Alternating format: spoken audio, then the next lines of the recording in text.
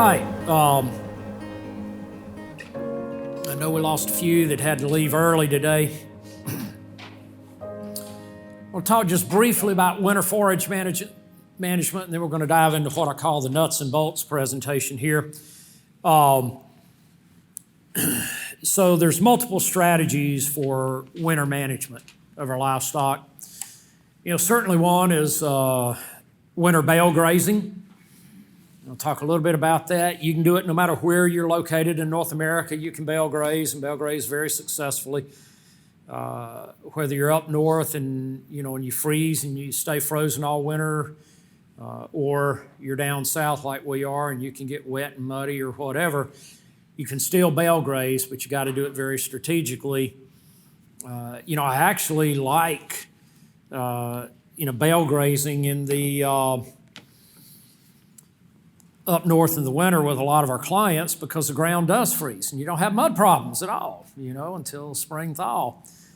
Down here, you got mud problems all winter long. But the key to bale grazing, as you see in this picture, one of them is placement of the bales. And you can bale graze two ways, principally. You can graze intact bales, place and graze the intact bales, or you can roll out. And both have their purposes, okay? Both have their place. If you're going to intact bale graze, then we like to place these bales about every 30 foot apart in a checkerboard fashion. And the reason for that is what I call that radius of impact. So if you place them about 30 foot apart, then cattle can get around each bale that you're giving them each day. Don't give them all the bales. You only give them what they need for each day. So a single strand of polywire, and you move the polywire each day to give them the bales that they need for the next. Now, if I'm bale grazing intact bales, I'm doing that for two reasons. I'm doing that to feed my livestock, but I'm also doing it to build new soil, okay? To build new soil. That's really, really important. And so I'm going to figure that they're going to eat about half of it, and they're going to spread out about half of it, leave about half. Now, that's some of the cheapest new carbon and organic matter that you can have. Bale grazing is incredibly powerful at very rapidly building new organic matter, new carbon, new biology and fertility.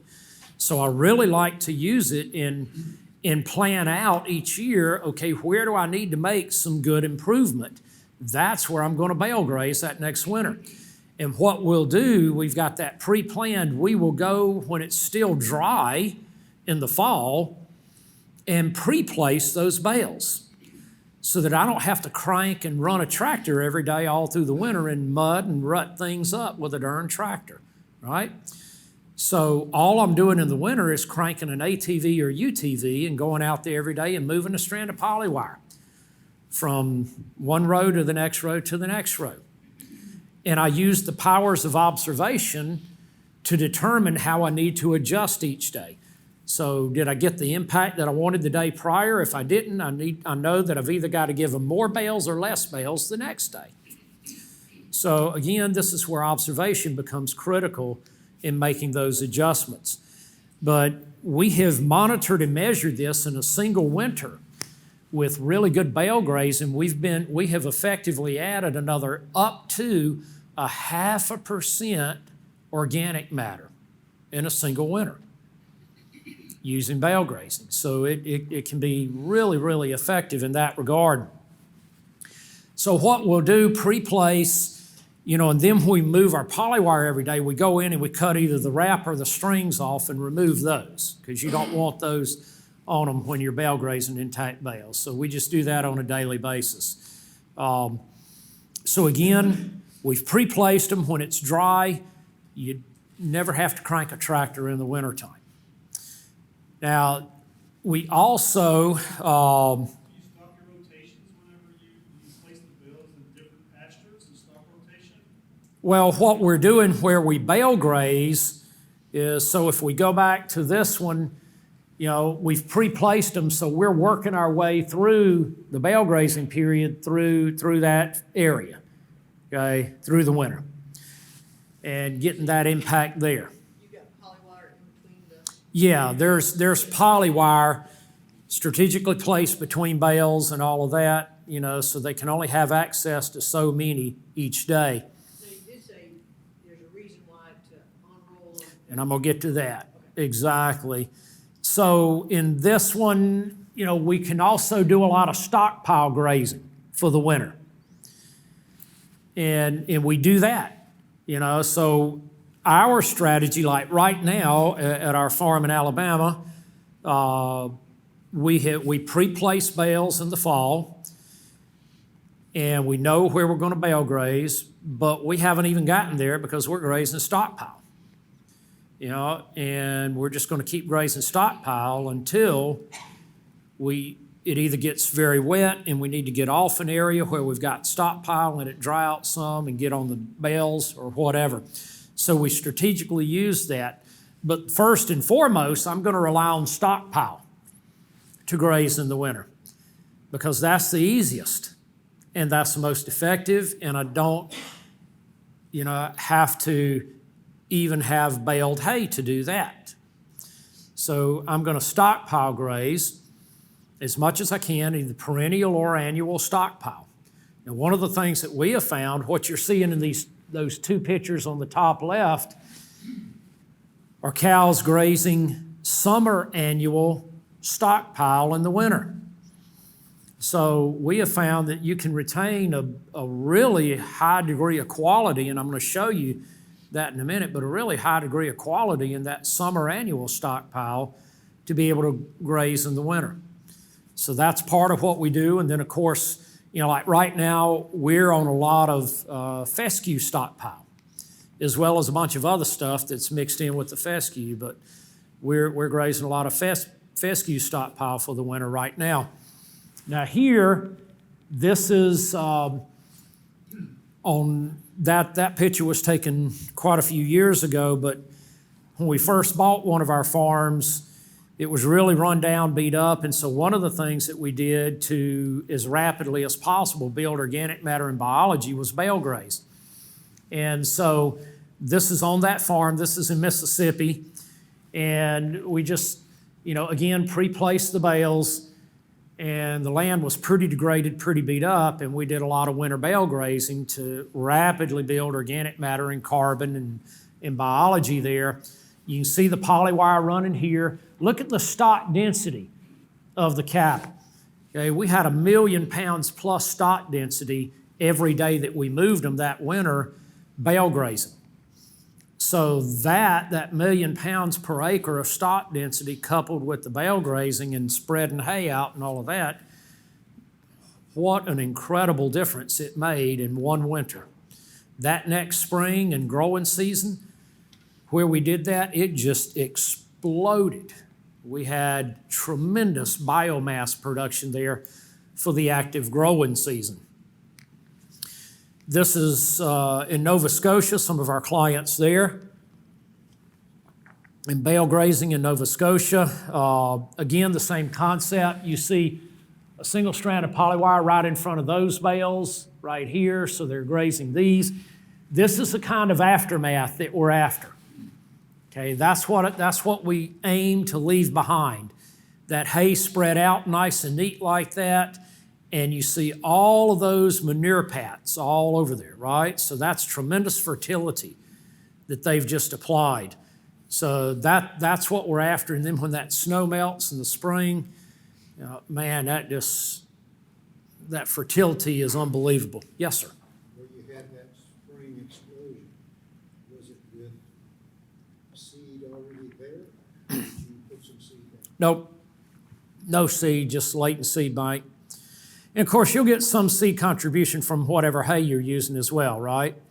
So you do get that, and you can't discount that, but it was seed from either what was in the hay or already there. No, nothing else seeded. Just want to add that this is scalable down to, it doesn't have to be round bales, it can be square bales. Absolutely. Smaller operations. Absolutely. Yep. It can be whatever you need, so you can scale it down. And again, sort of the aftermath that we're after, winter stockpile grazing. And so if you look at what's growing there, summer annuals grazing in the winter, this over here in the red, that was its actual forage analysis as it stood in the winter. So 179 relative forage quality. Pretty dang good feed, okay? Good feed, just stockpile from the summer into the winter. So it really helps quite a bit. And if you look at this winter stockpile again, as it stands, as you're looking at it, it looks like it's all dead and just, they got nothing useful to eat out there except lignin. But look at this. So the millet in the mix tested as it stood right there, 9% protein, 50% TDM. The sorghum Sudan grass in the mix tested 12% crude protein, 72% TDN. The hairy vetch came in at 18% and 70%, and the radishes at 14 and 70.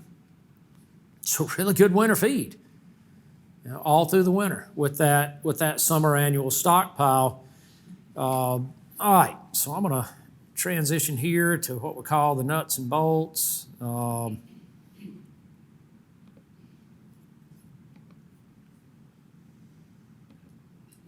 got time for a question? Absolutely. This, like you said, just what works for us, but what has seemed to be working, you can help me let's make it better, but when we come off a warm season, we're in Southwest Virginia, so our fescue's still growing a little bit now.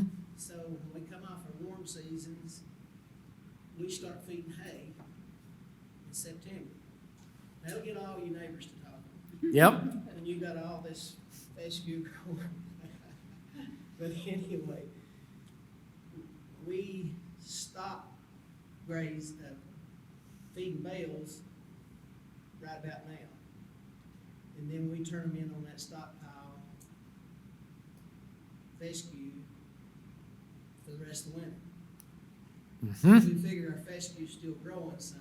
Yep. And we roll out where we can, but we roll out on stockpile summer. Yep. And just let them eat that bale because we do that polywire. Now that's working, but give me some insight to help us there. Yeah, so, and I need to talk about unrolling too. So, if you need to feed some hay to allow time for stockpile to grow and all of that, your best strategy is what you're doing. Feeding while it's still warm and dry and letting the stockpile grow to actively graze through the winter months rather than feeding hay through the winter months. And several advantages there. One is that animals are actually going to do better on the hay when it's warm and dry than it is when it's cold and wet, because their core body temp requirements and energy requirements are much higher when it's cold and wet. And so when you're trying to meet that with hay, it's more difficult. So you are far better off feeding the hay in September and October so that you can grow stockpile and then not have to feed hay December, January, February and be on stockpile then. So totally agree with that. And that's a great strategy to use and very wise. The other advantage that you get, obviously, is that you're not having to run tractors, when it's wet and create lots of ruts and lots of mud and all of these other things. And of course, when it's warm and dry, even where you feed the hay, you're not creating mud spots all around, because there's no mud to create. Whereas in the winter, if you were feeding there, everywhere you fed, you'd create these muddy areas.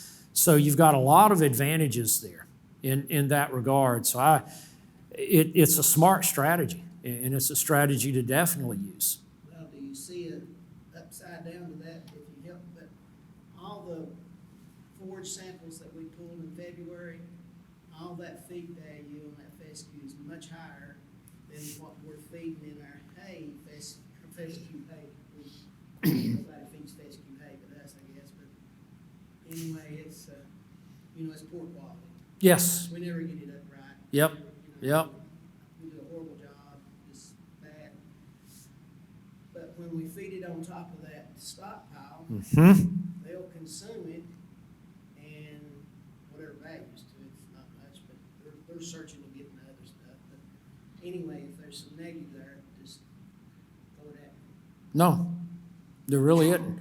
As long as you're managing it well, It you takes know, management. keeping them cattle moving, you know, and so forth. As long as you're managing well, then that's a very, very good strategy to use. Now, on those wet days, we don't put the hay, you know, we try to put out what the weatherman says. And Yeah, on yeah. wet days, we don't put out hay, we just let them eat grass. Yep. And then, but that's working so far, and I don't know. No, But we're changing it up.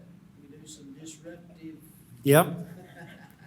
You know, the key is with your stockpile, just never let them take that stockpile all the way down. Yeah, because you want to leave enough and leave root reserve and that kind of thing. So, you know, managing the stockpile grazing is important as well. A lot of people think, well, it's winter and it's not growing anymore, so I'm just going to let them eat it all the way down. And no, that is not what you want to do. That insulation and that protection on the soil surface is just as important in the winter as it is in the summer. You know, and you everywhere that you protect and leave residual in the winter, you'll get a much quicker start in an earlier start in the spring, and you'll have more total forage production all through that next grazing season than if you grazed all of that stockpile all the way down in the wintertime. So our grazing strategy on winter stockpile is the same as our grazing strategy during the active growing season. We don't want them taking more than about 50% or so of it, and we keep them moving forward. So now on unrolling, so when we unroll, then we do that where we still want to get an impact with the cattle, but we want them eating more of the hay. Because again, with intact bales, they're going to only eat about 50% of it. And the other 50% is spread out because you got the concentrated impact around individual bales.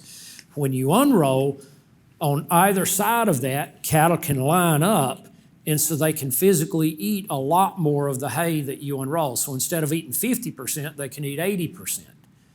You know, but when you unroll, what we do is, again, we want that impact, so we keep moving those rows, and we make them, each row is 2 cow lengths apart, okay?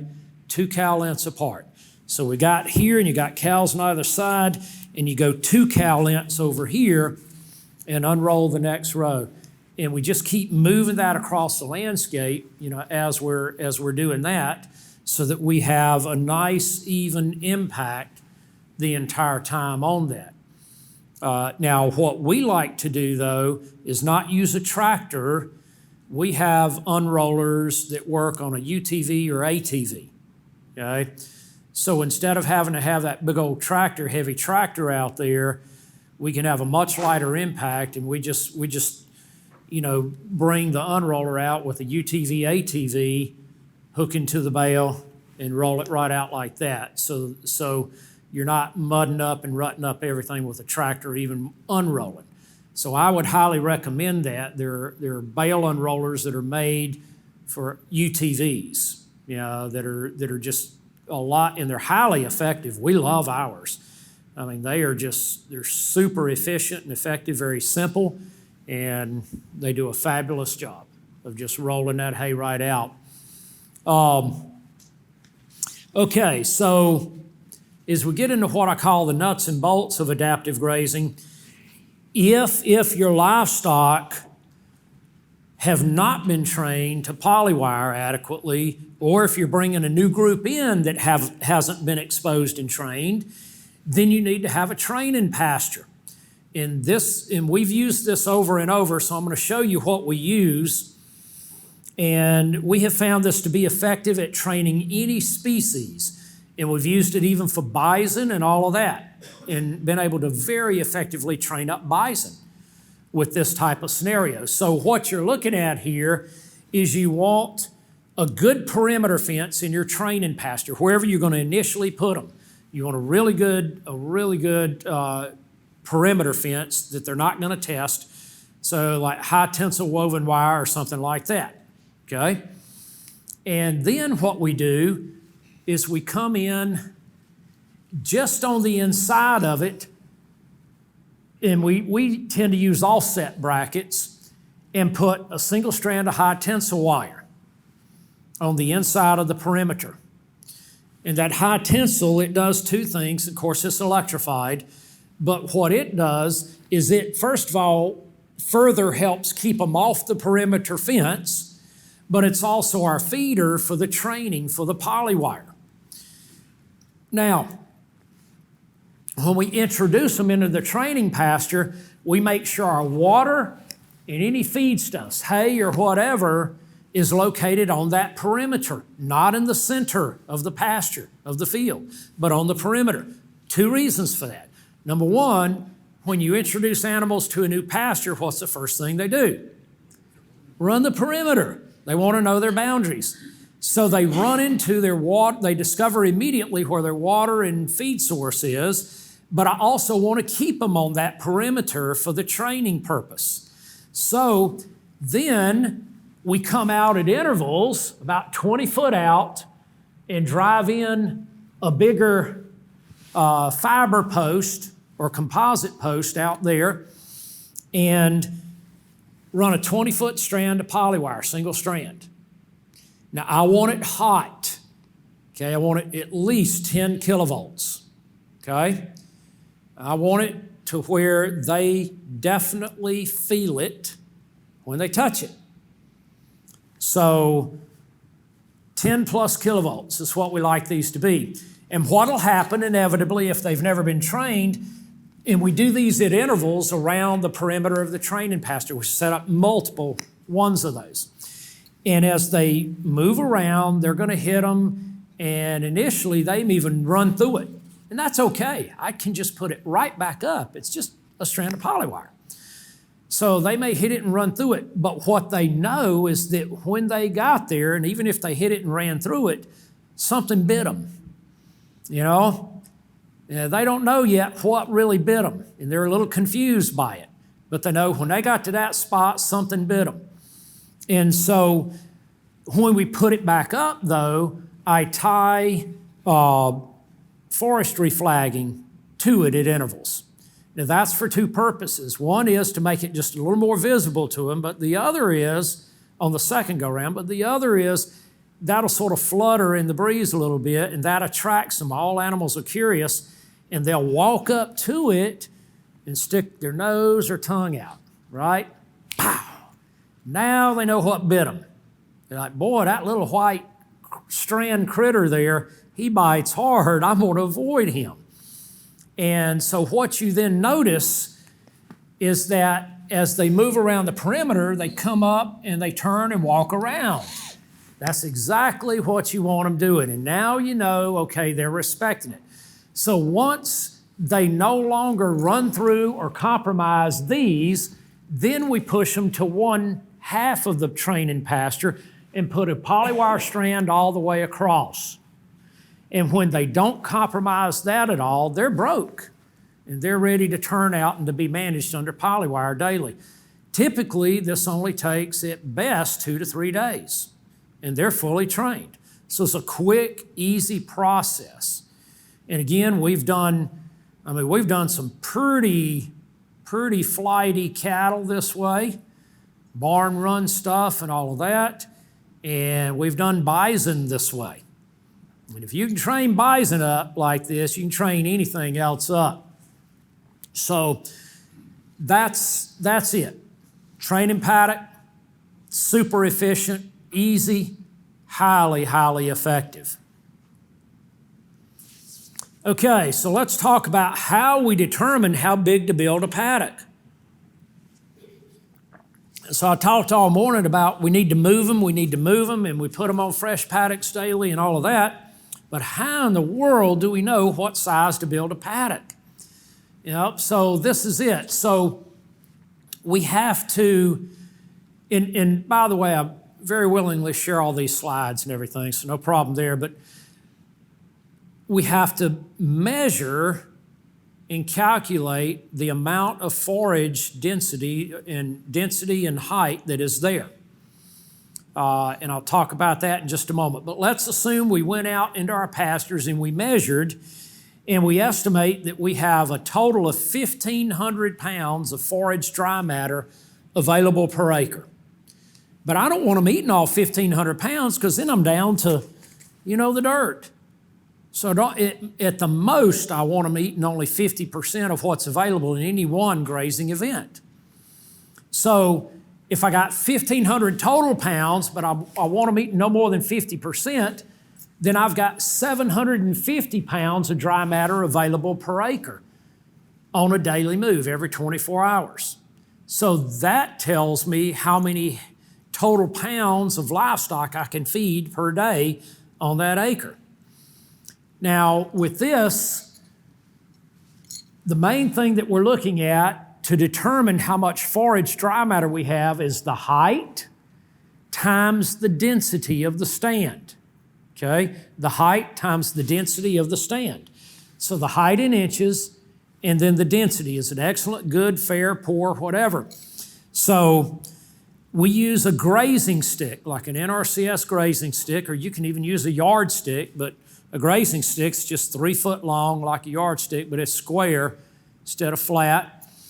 And we measure the average height, so we go throughout that pasture to get our average height of the forage. Now, you don't measure the stem and the seed head, you're measuring the height of the leaf material, what they're going to eat, okay? So ignore the stem and the seed head, that may be taller, but pull up and measure the average height of the actual leaf material, the blade and all of that that's on the forages there. And then we take our yardstick and we go right up against the surface of the ground and we push it into that stand, okay? Right at the soil surface. And then we stand right above it and look right down. What percentage of my yardstick can I see? All right? So that's my density estimation. If I can see 10% or less of my grazing stick, then I've got 300 pounds of forage available per inch of growth, inch of height per acre. So if my average height is 10 inches and I've got an excellent stand density, 90% or less exposure on my stick, I've got a total of 3,000 pounds of forage dry matter available per acre. Okay? So that's how we do that. Now, so if we're 90% to 100%, we've got excellent stand density, so it's 300 pounds per inch per acre. If we're between 80 and 90%, that's good. We got 200 pounds of dry matter per inch per acre. If I've got fair, meaning that 70 to 79% of our soil is covered, then I've got 100 pounds per inch per acre. If I'm at 60%, then we're at 60 pounds per acre. If I'm at 50%, I'm at 40 pounds. If I'm at 40%, I'm at 40 pounds, and so forth. Okay, got it? All right. Now, do y'all know what this is that I'm holding in my hand? This is a grazing stick for conventional grazers. They don't need a 3-foot grazing stick. They just need 4 inches, right? That's probably bad, isn't it? But, it's sort of like, Larry the Cable Guy, when he talks about the pygmies in New Guinea, So that's about what this joke is like. All right. So if I have 1,000 head of 1,000-pound lactating cows out there, and because they're lactating, I want them to eat 3.5% forage dry matter per head per day. Okay, so I want them consuming 3.5% of their body weight every day. So that means they got to eat 35 pounds of forage dry matter every day. So if I got 1,000 head of them, they're weighing 1,000 pounds. They got to eat 35 pounds per head per day. I need 35,000 pounds of dry matter every day to feed those 1,000 head. So that's why I said the total weight is what's important, not the number of head. I'm actually feeding total pounds every day. So I need 35,000 pounds of dry matter every day. We said that we have 750 pounds available per acre if we're only going to eat 50%. So now I need to know how big to build that paddock. So if I need 35,000 pounds a day to feed the number of cows I've got 750 pounds available per acre. I need to build that paddock 47 acres in size every day to feed them. The total pounds that I'm feeding is 1 million pounds. 1,000 head times 1,000 pounds, that's 1 million pounds that I'm feeding every day. And I also want to know my effective stock density every day. What's my stock density? That's important because as I introduce disruptions and so forth, and I want to alter my stock density, I need to know what it has been in the past or what it is today to determine what I may want to do in the future, right? So I've got 1 million pounds that I'm feeding every day on 47 acres, so my effective stock density per acre is 21,000 pounds. And let me ask you this, on that 21,000 pounds, is that biologically significant, 21,000 pounds per acre? Not near as much as 1 million. Okay, not near as much as 1 million, but if you're starting out and you've never done this before, that 21,000 pounds is highly significant. If you've been a more conventional grazer, what do you think in the eastern half of the U.S. is the average effective stock density per acre for a conventional grazer? Yeah, 500 pounds or less per acre. So it's pretty minimal. So is 21,000 pounds exponentially more? Yeah. So it's going to make a big biological impact. Now later on, as you get further down the road on this, 21,000 pounds is not going to make much of an impact because your biology has already been built beyond that and it's already used to that. So you're going to have to do something different. But initially, just 10,000 or 20,000 pounds per acre can make an enormous difference over what you've been doing very conventionally. But let's say I do want to increase my stock density right off the bat. So what's one way to do it? Move them more than once a day across the same 47 acres, right? So I built a 47-acre paddock, but then I can subdivide with polywire that 47-acre paddock and move them across portions of it through the day. So if I want to go to 42,000 pounds rather than 21,000 pounds, then I subdivide that paddock and I move them twice that day rather than once. I put them on half of it for a portion of the day and the other half for the rest of the day. And actually, you don't have to put a back fence there. Once you move them to the second half, you don't have to fence them off the first half. So this is really easy to do. You just take up the fence and let them move on to the second half, okay? They're not interested in the first half. They've already grazed that and trampled it and soiled it with manure and urine. They're interested in the fresh stuff. So they're going to now concentrate on the fresh stuff for the second part of their grazing.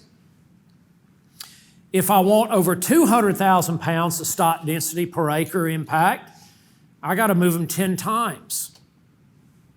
And I got to put 9 subdivisions up, right? Now, can you do that? Yeah, you can do that. Can you do that every day? No. Probably only need 1 or 2. That's right. You don't need to do this every day. Okay, this is not something you need to do every day, but all of us can do multiple moves a day at certain periods of the year. We don't need to do it every single day, but we can plan it out, or you can have one of your kids or grandkids or whatever, or hire a high school kid to do it. You know, just their job is to go out there and take up the next strand of polywire and let them move into the next one. And just keep watching them during the day and keep doing it. It's a pretty easy job. They can make some good money, some spending money. Saves you a lot of time. You didn't have to pay a lot to get it done. I mean, my grandboys can do this, and they do. They do it quite effectively. So it's not hard. The easy way to get grandkids to go do something? That little UTV or ATV, if they get to drive it, man, they'll do whatever you ask them to do, just so they can drive that buggy, okay?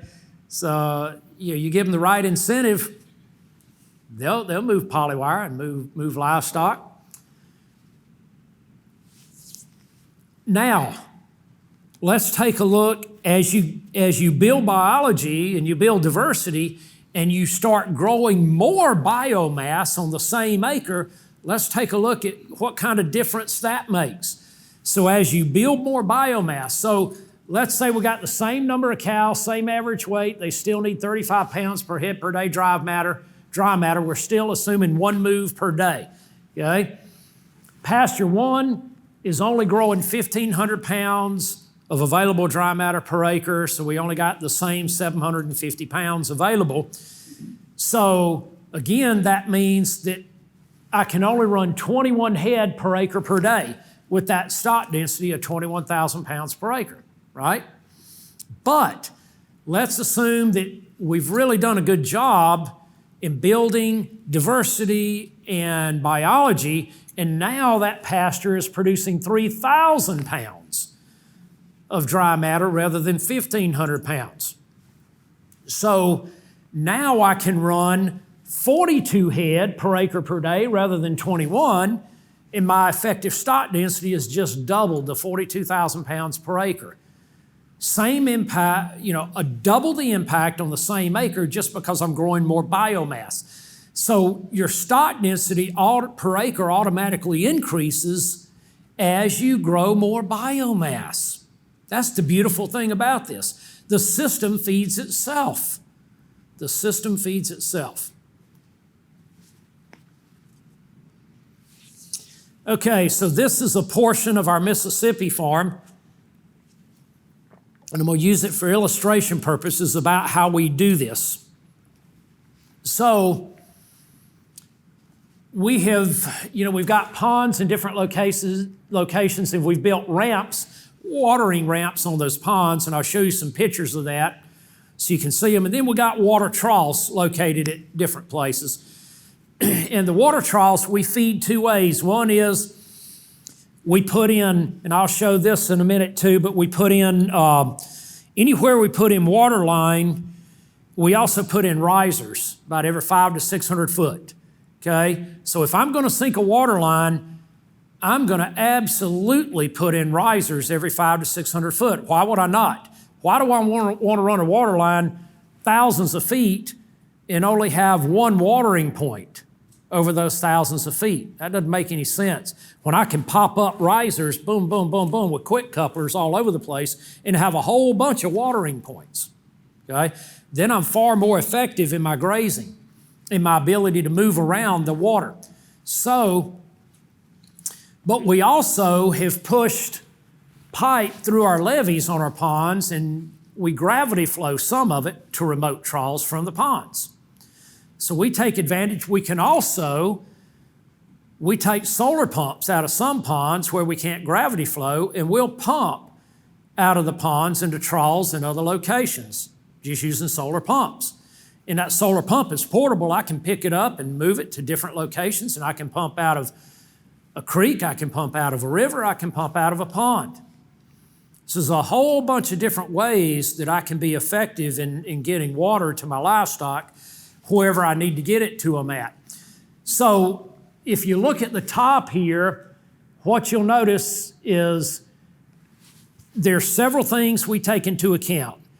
The available forage dry matter per acre, so we know how big to build a paddock, water, and shade. The 3 critical things they need every day: something to eat, water to drink, and shade to protect them from the heat, okay? So I'm going to incorporate that into my paddocks every day. So if you look up top, you'll see sort of a blue or purple, dark blue line, that's still a single strand of polywire, but I put it on the other side of my wooded ditch. You notice that? And then the red are single strands of polywire for my grazing paddocks. So every grazing paddock, I've incorporated shade and I've incorporated water. Now what we can do on water is we start the first paddock at our water source. And then the next day, we take that strand up and let them move into the next paddock, moving away from the water source. And the next day, do the same thing. They move further away from the water source, but we let them walk back to the water. Okay? We're not worried about a back fence. I don't have to have water in every paddock. That's unnecessary. They can walk back to water. And then, when we get to the next water source, I repeat the process. I put up my new back fence. I start that paddock at that water source and move forward from the water source, letting them walk back across previously grazed paddocks to the water. The key is, I don't want to do this, work off the same water source more than about 5 days in a row. So I like to alter my water source about every 5 days, and I put up a new back fence about every 5 days. A couple of reasons. One is, the longer they're at any one water source, what happens? Beat it up. They beat it up, right?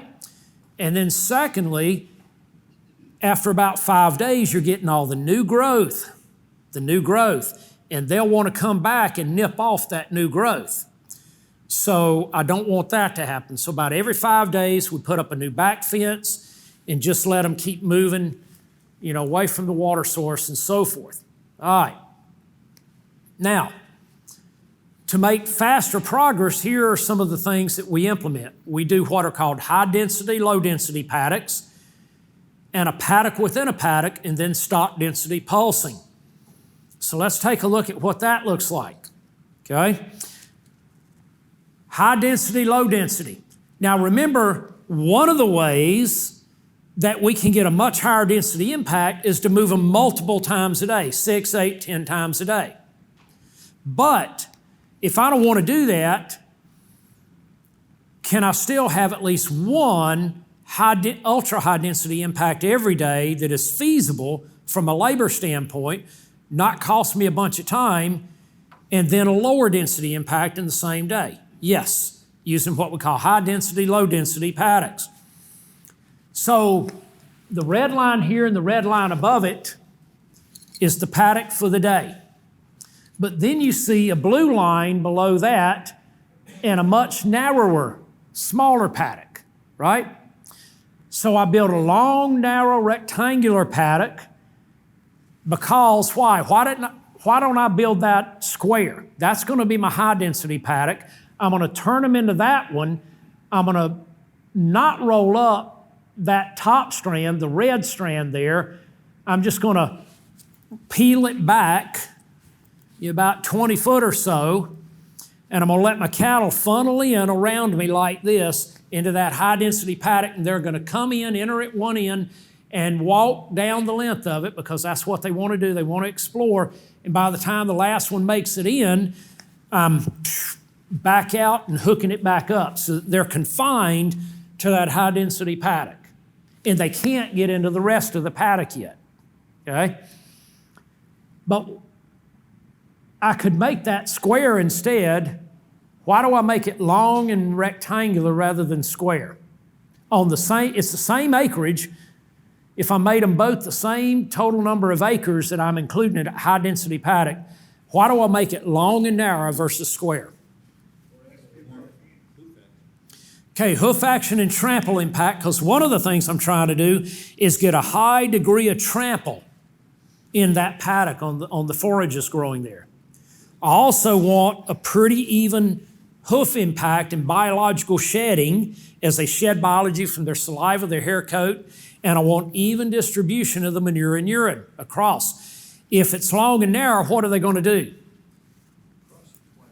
They're going to move back and forth this way, right? Okay.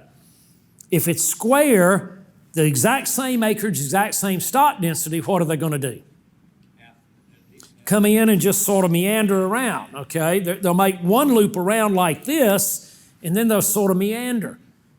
You don't get anywhere near the same impact with the same density and same acre size with a square paddock as you do a long, narrow paddock. The other reason I don't make it square is because 9 times out of 10, I make that square by the time my last group of animals is trying to enter, the first group is trying to come back out again. So now I got them working against each other, right? And that don't work. So because then the ones trying to come back out again that have made the first round, they're going to influence the ones still trying to come in to not come in. And I just mess myself over there. So with a long, narrow paddock, all of them can funnel in before the first ones ever even come close to getting back up here where they're entering in. And it's easy for me to get them all in and to shut them up in there. Now, what you do there, so I always want this one to be a minimum of 500,000 acres per pound stock density. Minimum, up to 1 million or more. So don't mess around if you're going to do this with much lower stock densities on that one. Don't mess around with it. You're doing this for a very specific purpose. You're doing it to put down a lot of fertility, a lot of biology. You're doing it to get a high degree of trample because all that trample becomes very quickly new organic matter and new carbon. And you're doing it to stimulate the latent seed bank and to get a lot of new plant species emerging and growing.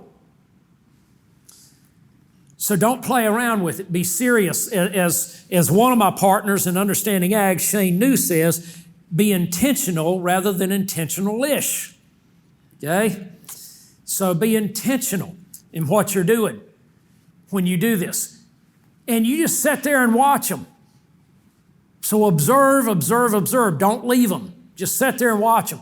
It only takes, if you've got 500,000 to 1 million pounds per acre, it only takes about 20 to 30 minutes to get the desired level of impact that you want. So just stand there and watch. The observation is great for you. You learn a ton, and you're observing when you've got the ideal impact. And when you've got that ideal impact, then you just reel up that blue line, and now they have the whole rest of the paddock for the rest of the 24-hour period. You can do that every day. So you can have one ultra-high density impact every single day of the year if you wanted to, without any problem whatsoever. All of us should have 30 minutes. If we can't dedicate at least 30 minutes to our cattle every day, we don't need to have cattle, to be honest with you. So we've all got that. Yes, sir. I noticed on mine when I put them on a scheme like that. Yep. They're very competitive. Mm-hmm. They get to stuff that you didn't think they were going to eat. That is exactly right. So why is that? First of all, you're spot on, but why is that? If I don't eat it, she will. Right, because in that, you got animals here, all around you, right? And you're right. They're no longer concerned about what is it and being selective. If it's there, I better bite it, whatever it is, before my neighbor bites it. They're shoulder to shoulder sometimes too, just going in that. Exactly. And this is also, if you want to teach them how to eat all of that other stuff, like the stuff you say they won't eat, okay? All the stuff you say they won't eat. If you want to teach them how to eat that, this is one of the very, very best ways to do this. Y'all familiar with the Noble Research Institute?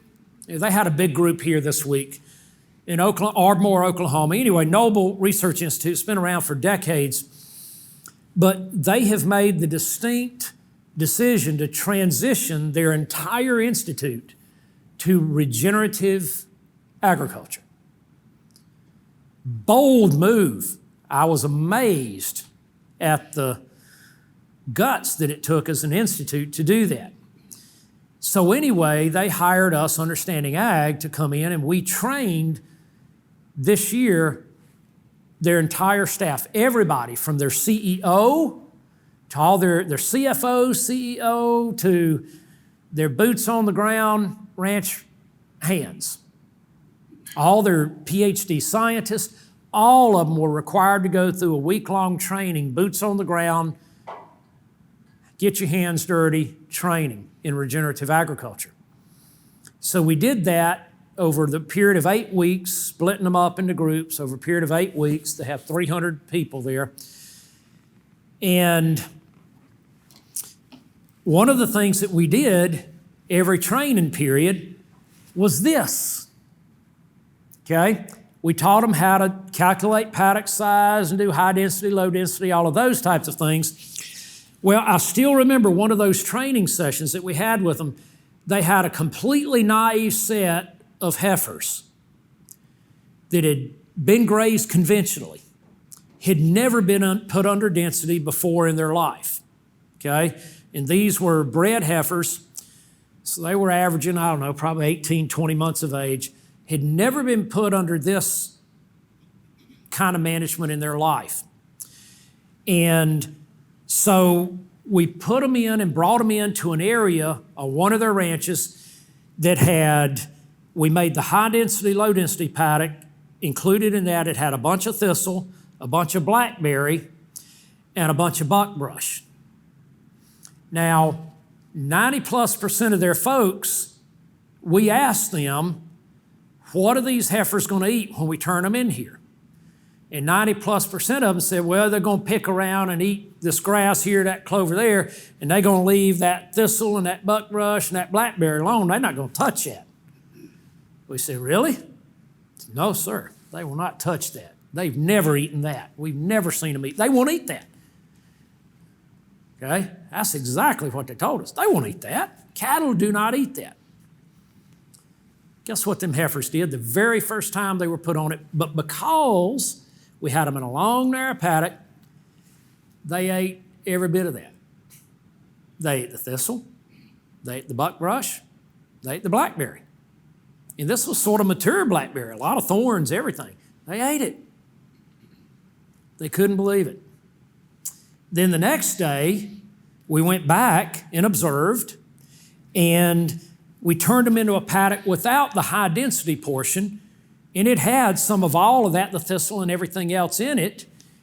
And you know what them heifers did? The very second day of their life that they'd ever done this, they went and found the buckbrush and the thistle and went straight to that. They said, we'd never eaten this before, but we like this stuff. This tastes pretty good. And they ate that thistle, every thistle plant they could find, they ate it all the way down to the ground. Just their second day. So this teaching can be very rapid, very rapid. And they were just stymied by that. Couldn't believe that that could happen in that short a period of time. But the second thing we can do, we call it a paddock within a paddock, okay? And what we do there, if we've got a real problem area, so if we've got an area that, let's say, it's just all grown up and maybe multiflora rows or, you name it, whatever you want to pick, dog fennel, whatever the case may be, but a real thick patch of it, then we just build a lane from the previous paddock and circle around the problem area. Make the lane big enough so that they can all get in there before you shut them up. And the purpose is to just get them into that area under ultra high density and just have them trample the ever-living heck out of it, okay? That's what we want to achieve. Now, would this be what you referred to at y'all's ranch, the ash trees and stuff? Yes, absolutely. So that was a paddock within a paddock. The sole purpose was to get a high degree of impact and trample and so forth and to create what we wanted to create. So the paddock within a paddock, the same strategy, you just let them in. And the beautiful thing about polywire and tread-in posts is I can make any shape I want, right? I don't have to make that nice, perfect arrow straight fence. I can make it any shape I want to make it. So I can incorporate anything I need to incorporate that's a problem area.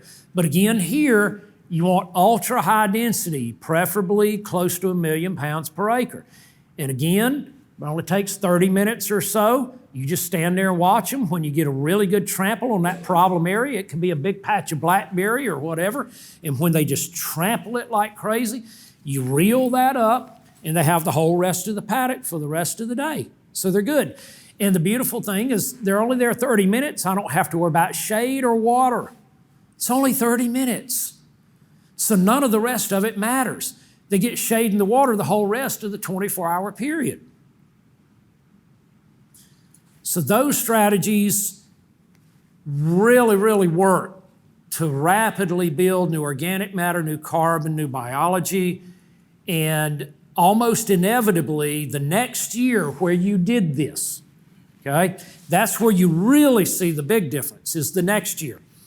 The next year where you did that, you don't have to GPS mark it or anything. You can see exactly where you had that darn polywire. It'll be that distinctive of a difference. You'll know exactly where that polywire strand was the year prior because of the difference in what's growing there and the biomass and the vigor of it. Almost every time, just one incidence of that, the next year on those same acres, we're growing 2.5 to 3 times the forage biomass that we grew the year before. Think about that. I didn't buy any fertilizer. I didn't run a tractor or a buggy or anything over that acre. I didn't spray anything. I didn't mow anything. And I'm getting 2.5 to 3 times the forage biomass production the very next year, plus at least 4 to 6 or more additional plant species growing in there because of stimulating that latent seed bank. Everybody can do this. It's so effective. So if I'm being adaptive, flexible, I've got 30 minutes to get one. One morning I got an hour and a half. Do it 3 times. Do it 3 times. Just making Yeah, progress that much faster. absolutely. When you, I mean, my wife's gone, I don't have to go back to the house for 8 hours. I can just do that. keep moving. Keep them moving. Absolutely. Why not? And I'll tell you what, you learn so much when you do this versus the other way. And the beautiful thing about moving them this frequently, and at least moving them once every day, I see every animal every day. That animal passes in front of me, right in front of me every single day. I'm not off hunting animals. If I've got any issue, injury, disease, whatever, I know it right away. I know it early on. Early on. I'm not missing things. But when you're grazing more extensively, you miss a lot of things. And pounds per acre is key regardless of the, I mean, you get a little piece of country that's shallow soil, it just doesn't have much growing on it. Still 500,000 pounds, but you're only. Still important. Still important. 15, 20 minutes and move on. When I show you the case study in the desert, you're going to see why it's important. Yeah.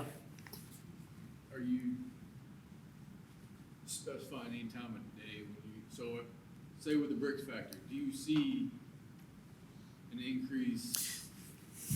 Very good. So if at all possible, I want to make these moves in the afternoon. Now, if I'm doing like 10 moves a day, I'm going to have to move starting in the morning and keep going. But if I'm making 2, 3, 4 moves a day, I'm going to make them all in the afternoon, starting about noon or so and go through the afternoon. Okay? Even with the competition, you're getting more utilization. Absolutely. Better productivity out of it. Absolutely.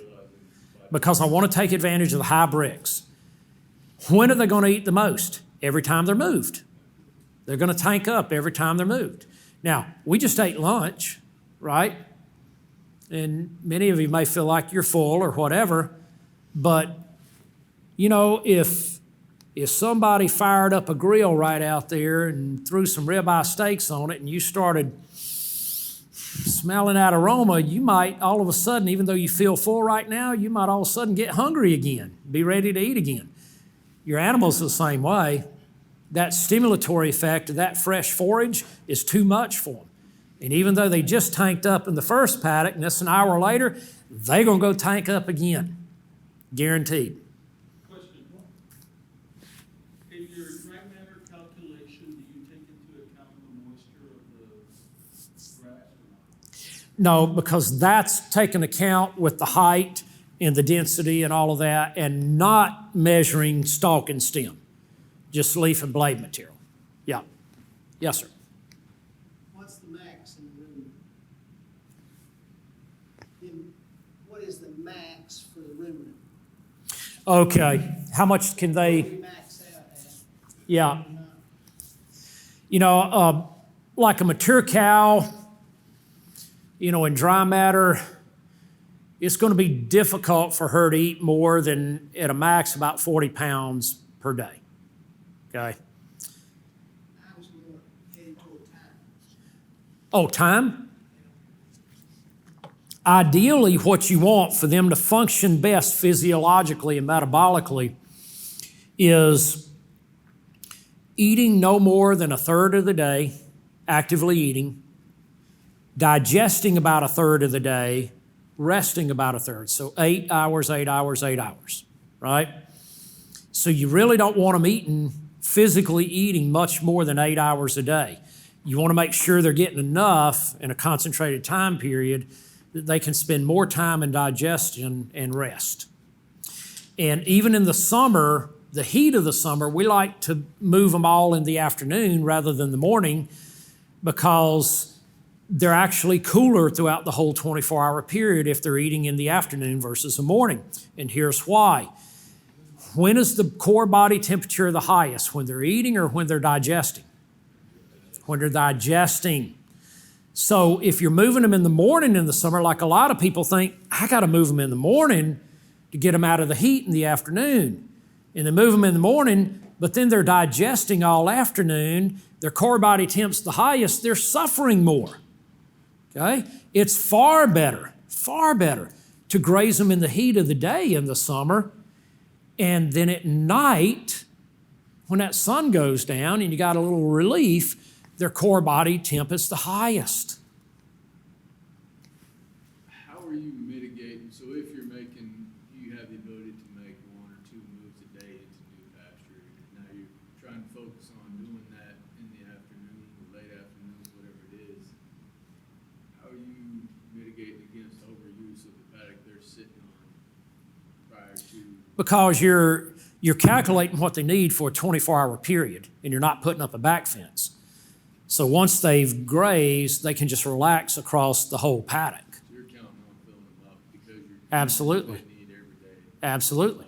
That's why your observations daily are critical, because if you miscalculated, misestimated, but you're observing every day, you know that. You're like, whoops, they took too much. That's my fault. Okay? I got to give them a bigger paddock tomorrow. I got to build it a little bigger.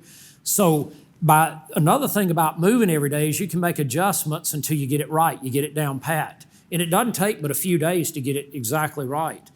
And see, I would much rather make small incremental mistakes that are immediately correctable than to make mistakes that are big and cost me months or years.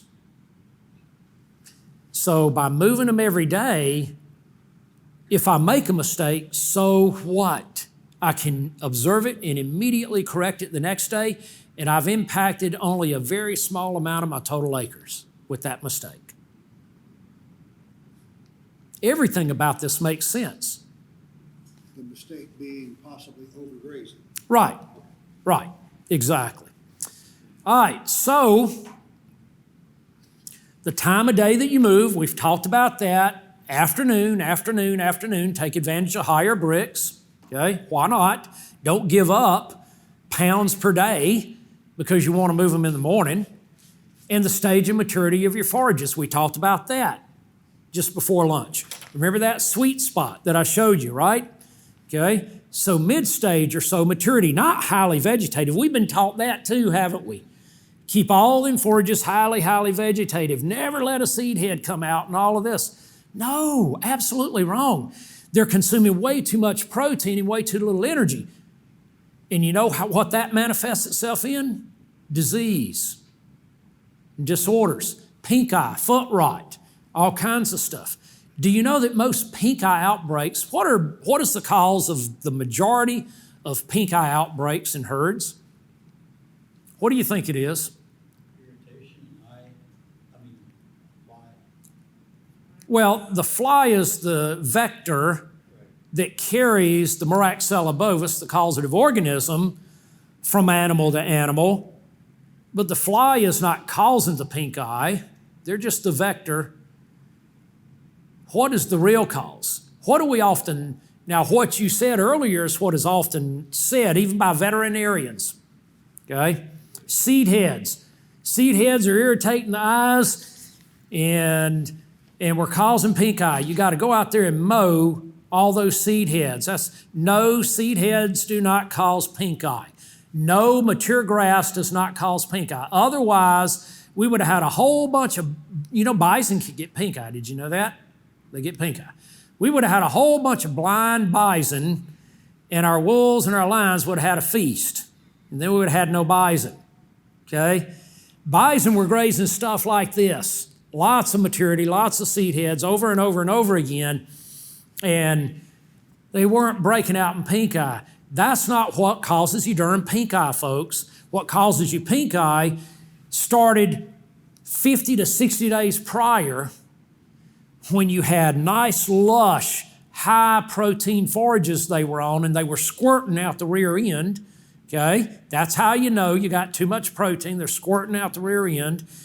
And you were stressing the heck out of them because high protein in their diet stresses them. It's not good for them. Why do we think that? Why do we think when they're on lush forage and they're squirting out the rear end, that's good for them? They're under metabolic stress when that's happening. Let me ask you something. Do you ever feel good when you have the squirts? No. Okay, why do you think they do? Okay, so what's happening here, you're causing stress at that point, and then you just monitor it and track it. Once they start squirting, 50 to 60 days later, pink eye outbreak, track it.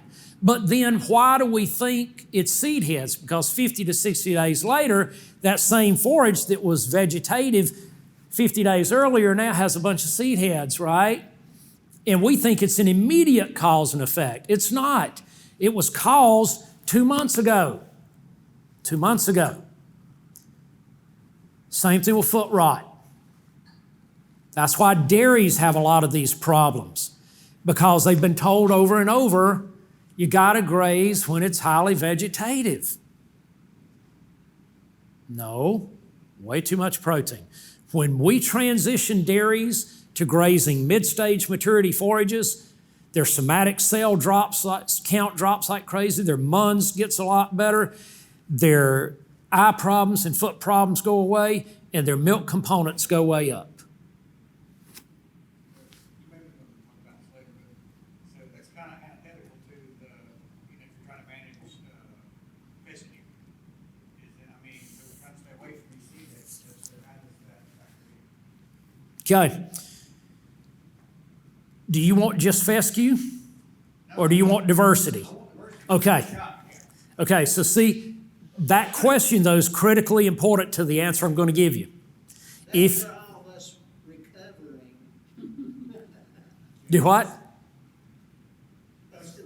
His is for all of us recovering fescue guys. There you go. Exactly. So if you want just pure fescue, manage it the way you've been managing it. And by golly, it'll be there and it'll persist. Okay? And very little else will grow there. But if you want a lot more diversity in that fescue, you absolutely have to graze that fescue under high density when it's at mid-stage maturity or beyond. Here's what happens. People think that, okay, I'm going to go in and trample it under high density when it's vegetative in the spring. Now, all you've done is encouraged it, and it comes back very vigorously when you do that when it's highly vegetative, okay?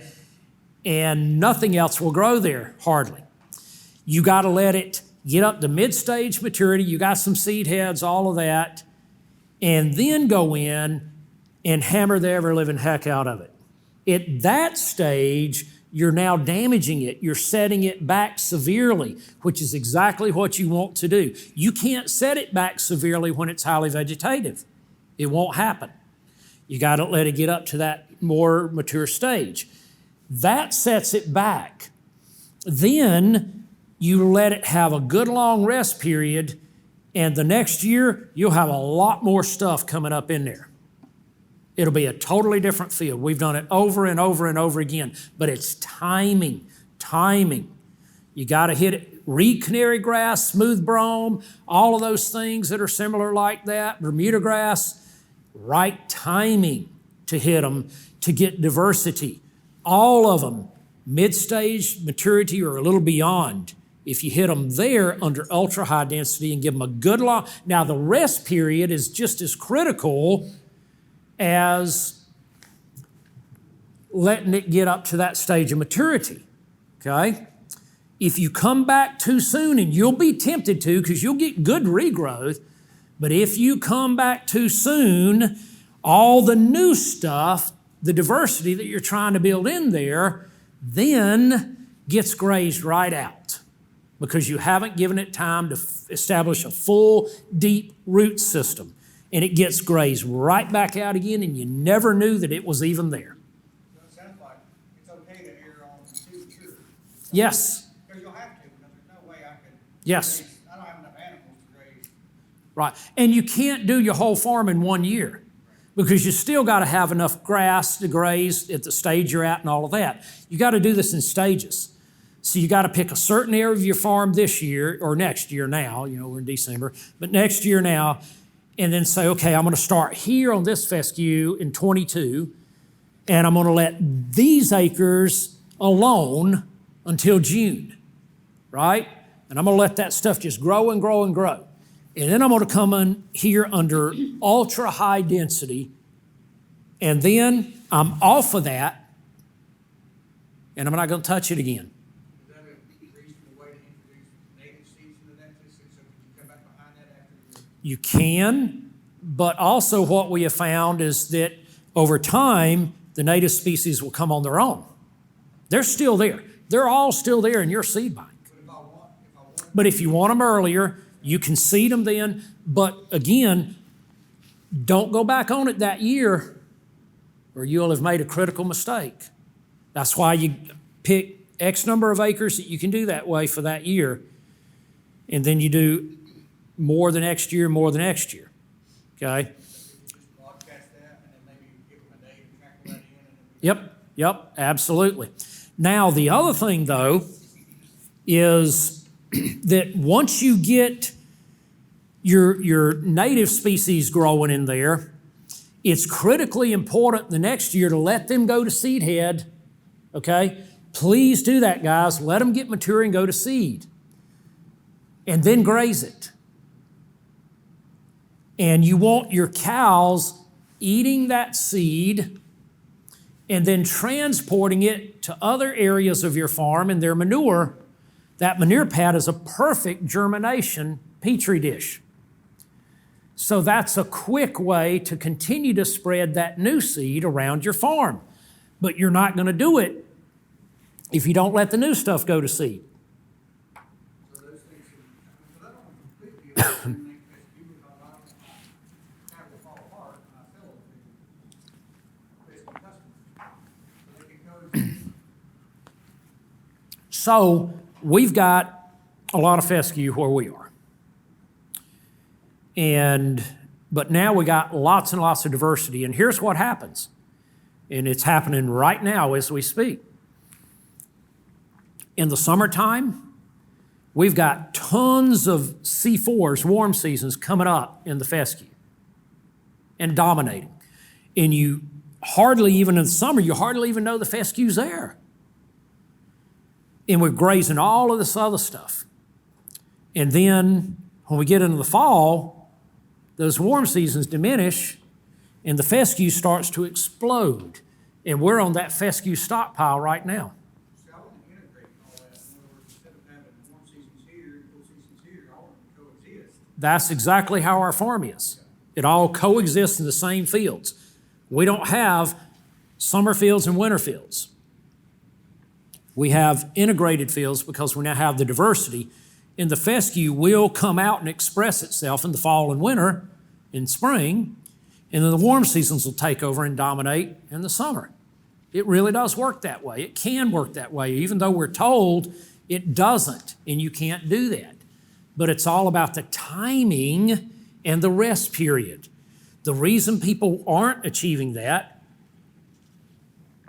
and they say you can't, that, well, fescue's allelopathic, nothing else is going to grow in there. The only way to do it is you got to go in and spray it and kill it, and then disc it up and plant something else. That's what you hear all the time. Extension Service tells you that all the time. Okay? Waste of money. Why would you do that? Why would you spend $500, $800 an acre, which is your true, real cost, okay, to do that? Makes no sense. Go in, graze it, right stage, and give it long rest. The only way you're going to get more diversity is extend your rest period. If you don't combine that with the high density graze, you're never going to get anywhere. It's not just the high density graze. It's the rest afterwards that is critically important. So we've got to understand that and allow that to happen.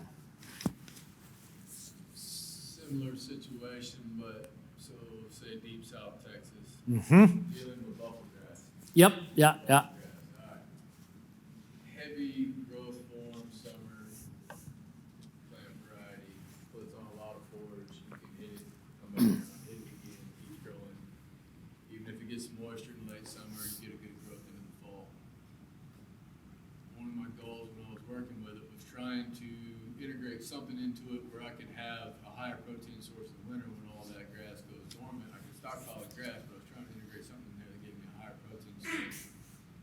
How would you go about timing the impact on it throughout the year to get something going and integrate it into that so you had something? Yeah. Again, it's really the same thing. Reverse it. Yes. But you've got to hit it. You've got to let it grow. You've got to let it gain some maturity to it and hit it then. Now, why? Why does this work when you've got a more mature plant with an ultra-high density impact when it doesn't work when that plant's more vegetative? What's the reason? There's a real physiological reason here. Why is that?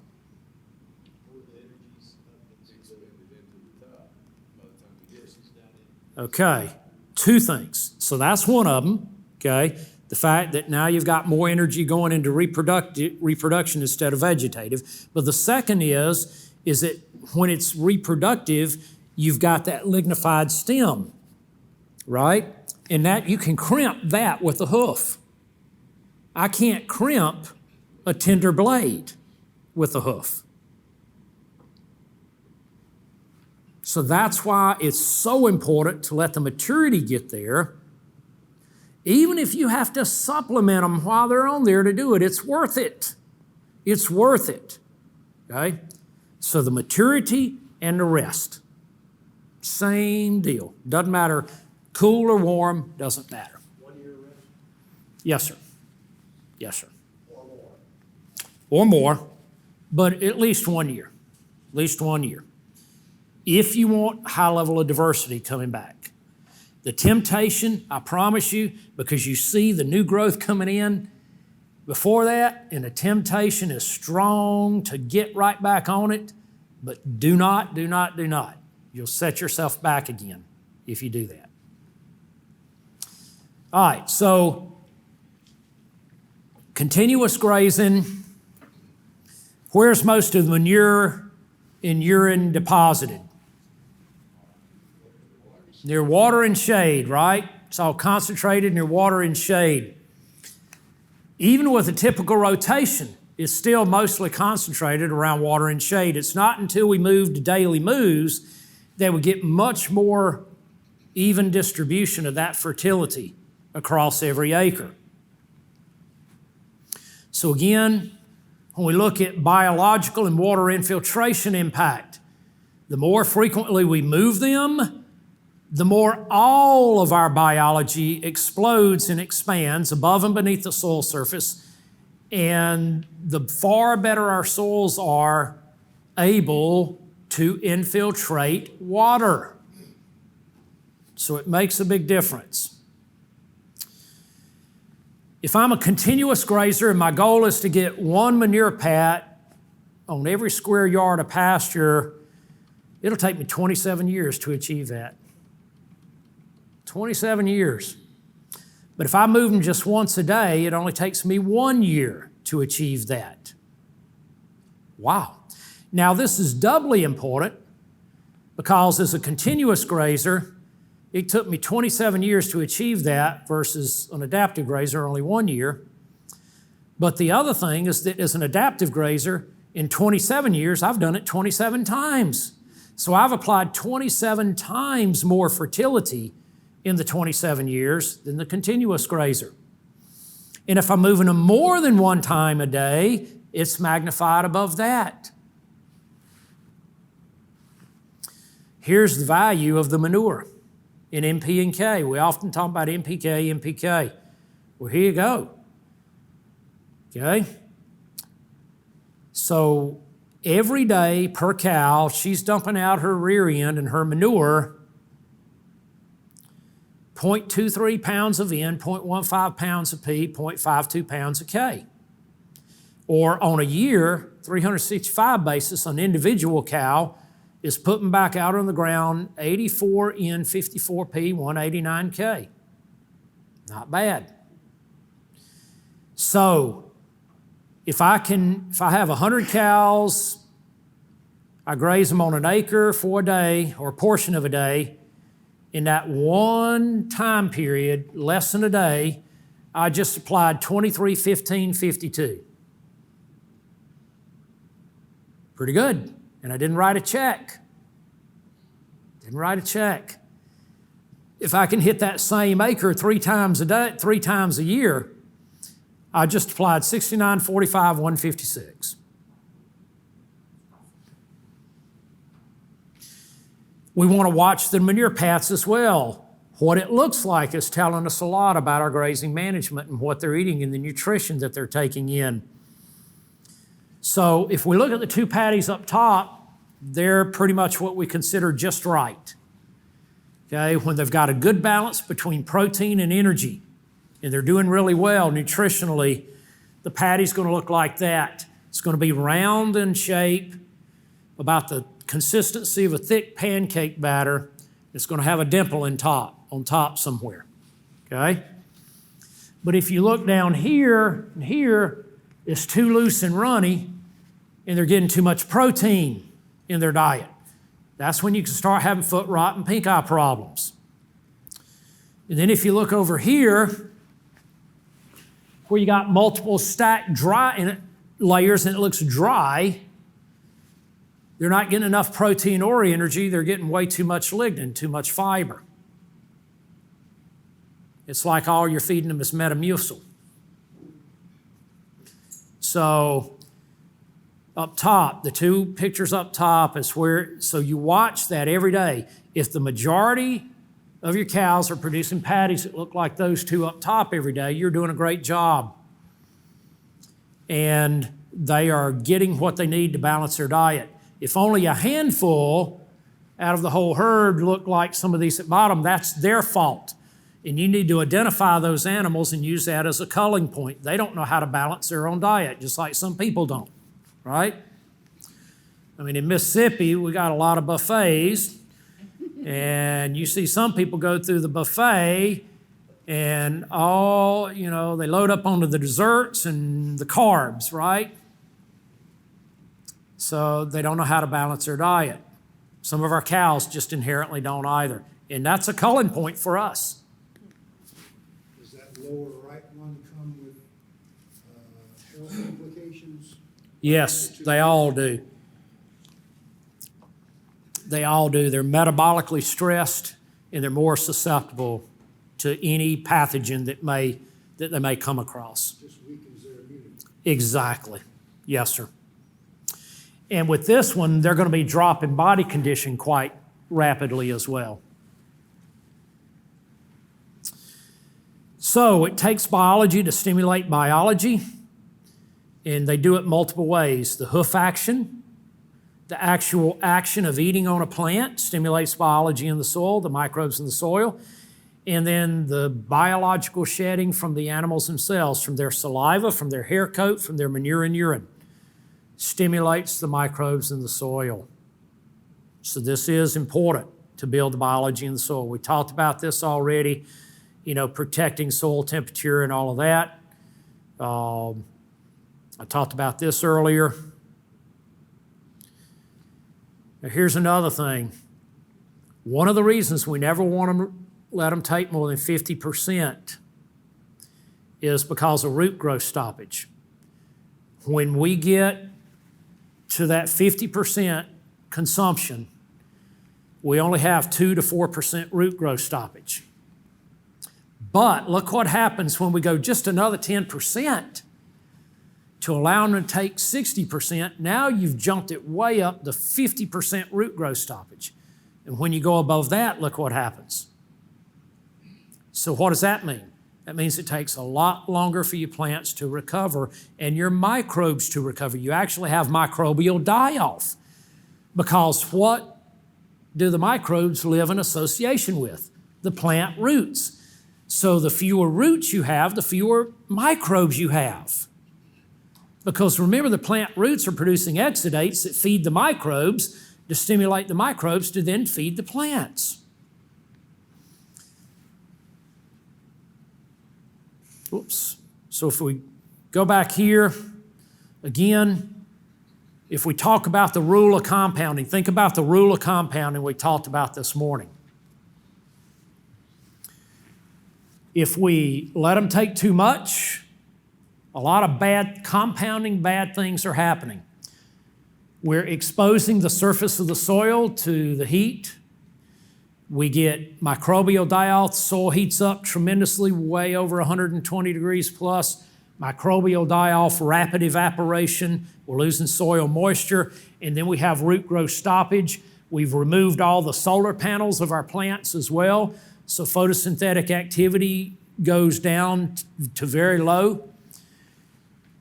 So it takes a lot longer. We set everything back. The microbes in the soil, we've lost water, we've shut down photosynthetic activity, all kinds of things that create negative compounding effects.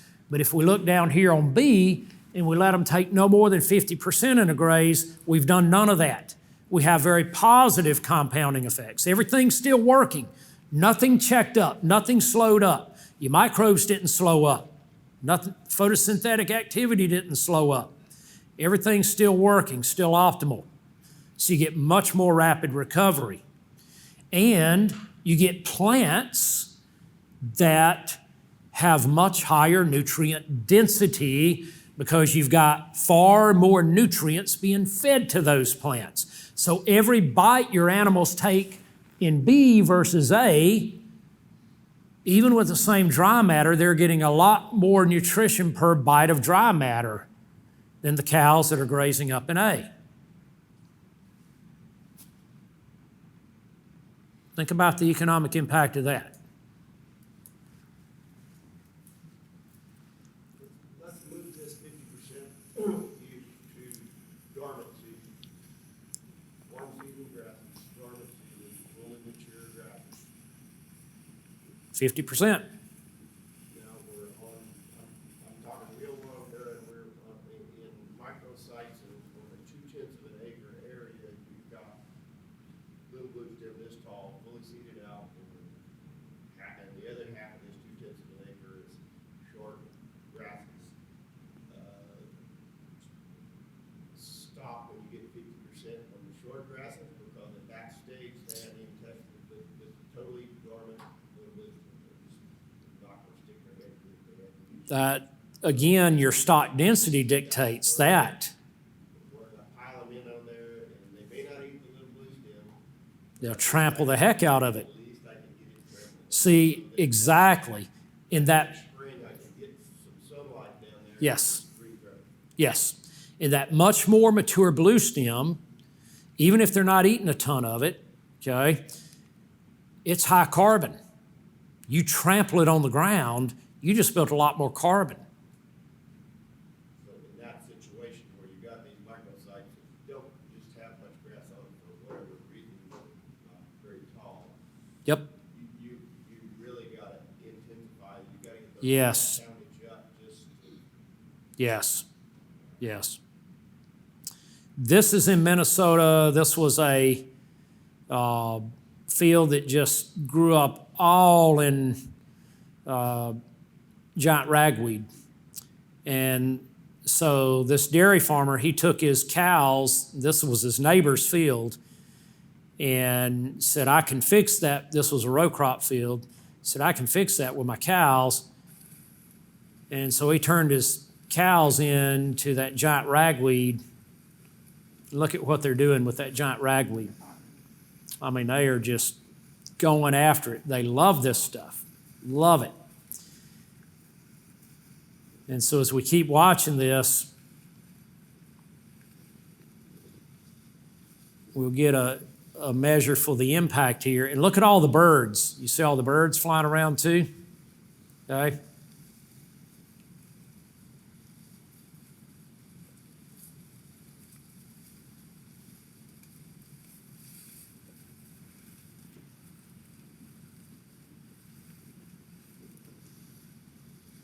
Another question, so I'm in Texas, we get a strong spring flush with a lot of ryegrass. Mm-hmm. Matter of fact, if I went around the range like you're describing, by the time I got way around, I mean, the ryegrass is just out of control. Is it a time where you start moving faster to try to get Yes. the ryegrass in control? Yes. Yes. And don't fence it off quite so much? In the spring, you can do what I call a flash graze and move them very rapidly across. And that's often what you have to do when you have those situations. And then that second graze around, it's a lot easier to control it at the right timing. But do a flash graze first. But on that flash graze, you also need to have some dry hay out there so they can balance out that washy, high protein stuff. Real important to still give them access to that hay. Should you still put lots of pounds on the acre in a situation like that? On the flash graze, no. I mean, we're still going to have, it's not going to be conventional. We're still going to have maybe 30, 40,000 pounds per acre, but I'm moving. Yeah. Now, what happened here on this, he got an outstanding degree of trample and then came in and drilled the next cash crop, no-till drilled right into that trampled giant ragweed without any tillage. All right, useful tools and technology. Okay, one is time release latches. So if you want to make multiple moves a day, but you don't want to have to be there all day long, you can use time release latches to do the job for you, like a bat latch. This is what I'm showing you here, a bat latch, B-A-T-T. They have a solar panel in them, a little internal battery. The solar panel keeps the battery charged. They're programmable.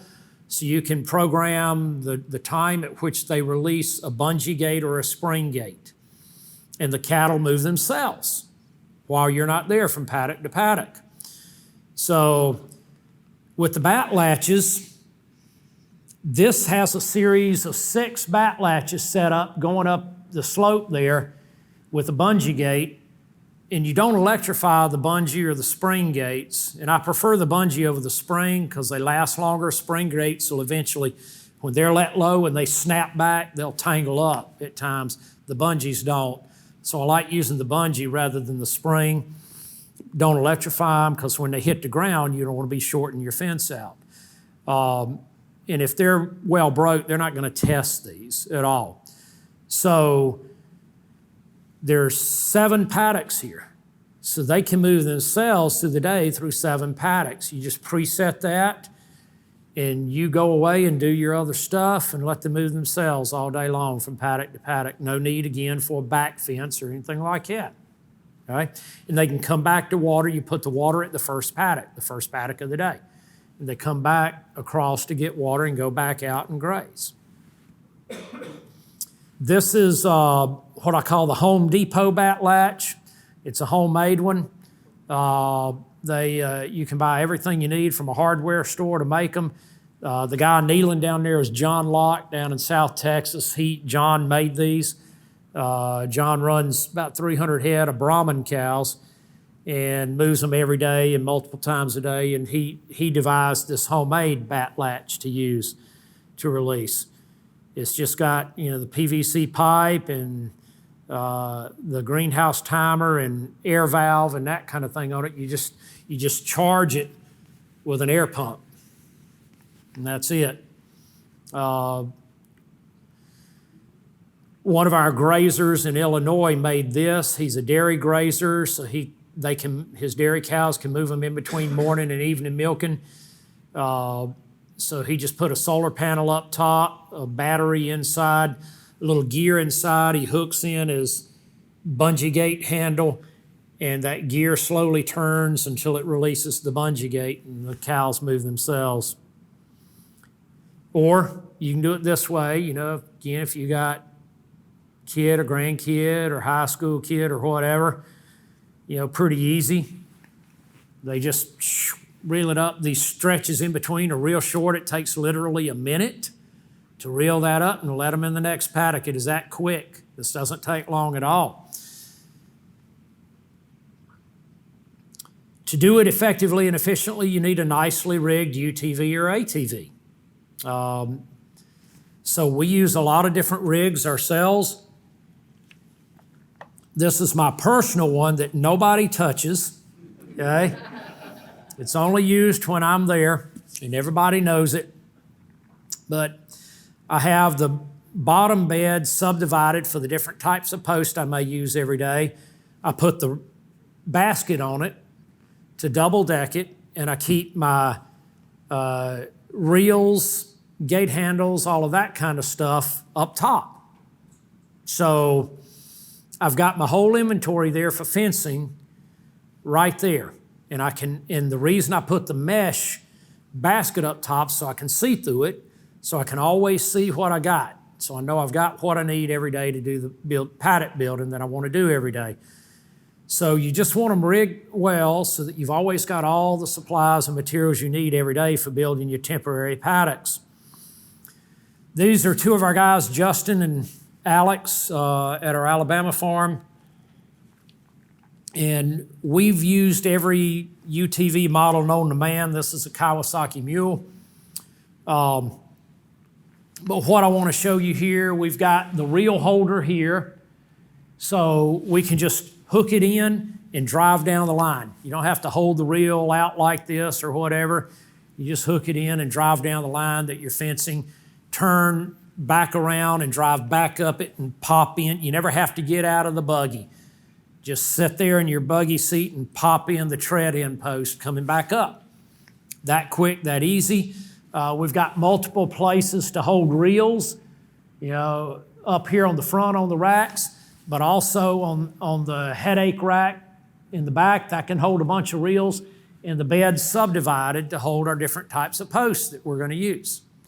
So again, our guys have absolutely everything that they need there. You also see on the front of it this angled bar. Then there's bars going back down to the back wheels there. That allows us to run right over a single strand of high tensile or poly wire, never check up, and it catches it and runs it right under the buggy and pops it up on the other side.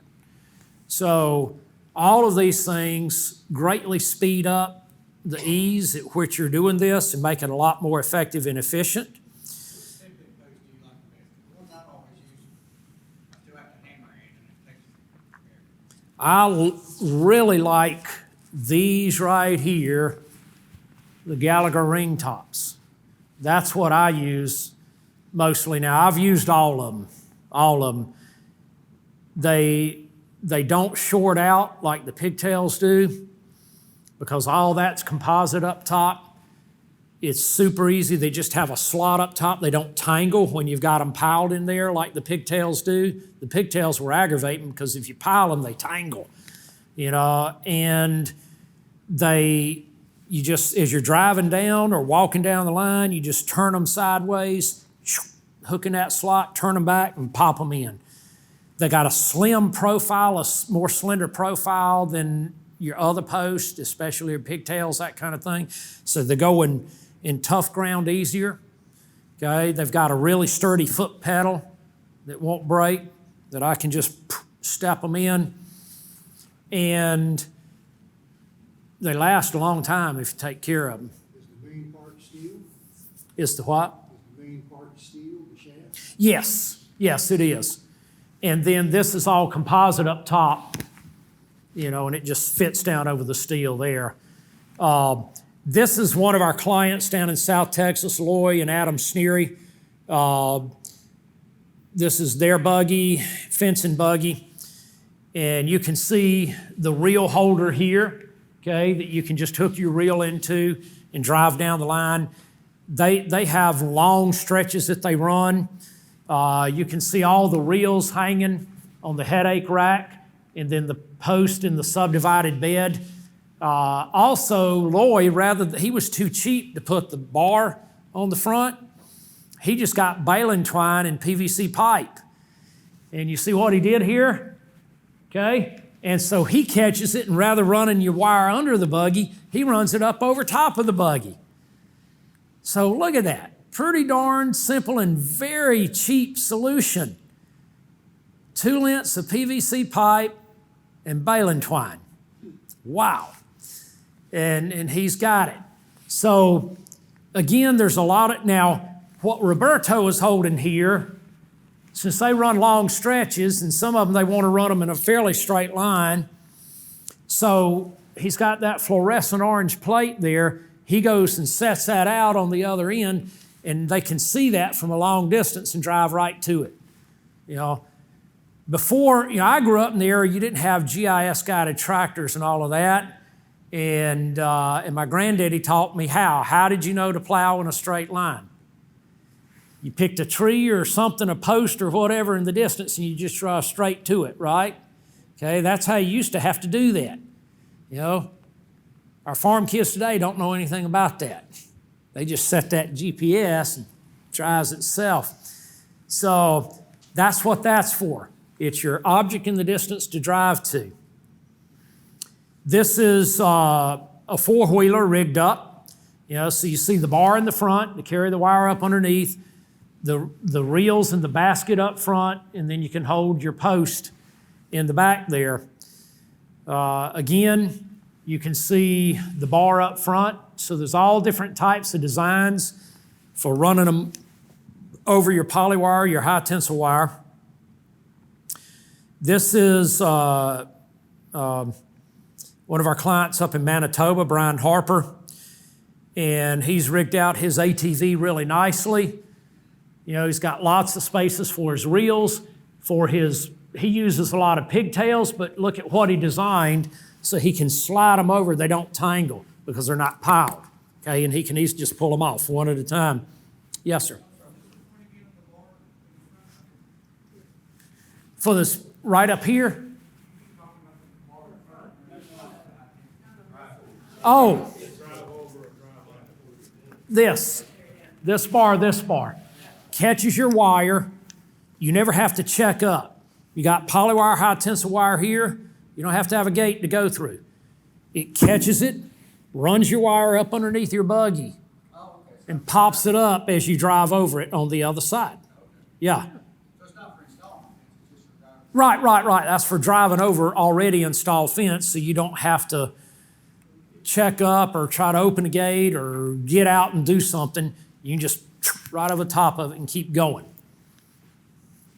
So, yeah. Typically, how long of stretches are you making, distance-wise? Well, some of ours can be, and I'll show you some of that in a minute, but some of it can be a mile or more, you know, that we're running. And I'll show you some of the strategies here in just a moment that we use for that. Now, one of the things Brian's done here, he, instead of hooking a reel in, he's made a reel cradle. Okay, so you see that up front, and he just sets the reel in the cradle and then, you know, drives down the line and reels it out. Or you can do this. Now, this wasn't a contrived photo. This is real. Some of our clients in the Chihuahuan Desert down in Chihuahua, Mexico, okay?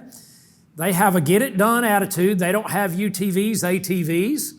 So they use burros, mules, horses, whatever they can use to do their fencing. So they have come up with ways to do the fencing effectively using an animal rather than a machine. And again here, okay, look at this. You know, so you got a pack horse, you know, lead the pack horse just like you normally would behind your saddle horse. And you got all your fencing materials right there on the pack horse, just like you'd have on a UTV. And they can do the fencing that they need to do in more rugged terrain. So I call this no excuses grazing. You know, they don't. Change the packaging of the wire from 4,000 feet to 1/2. Yep, exactly. And then so you could also do something like a power grazer. This is a model made by a company called Rangeward, and it's self-contained unit.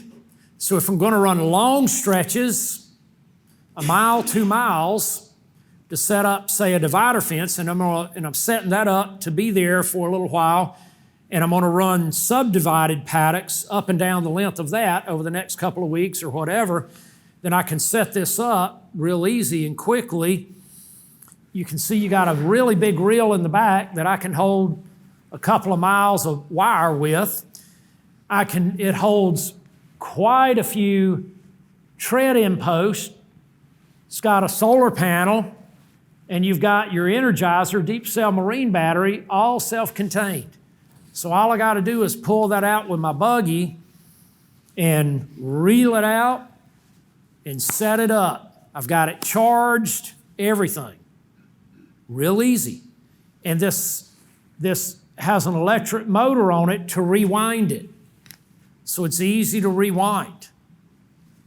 So this allows you to do fencing on long stretches much more easily and much more readily. We've got a number of clients out in the western areas of the U.S. on large acres that are using these. This is another unit, a razor grazer, and same premise, you know, but all self-contained unit. This is this is in the Sand Hills of Nebraska, and one of our clients, this is about a 140,000 acre ranch, and they built this themselves.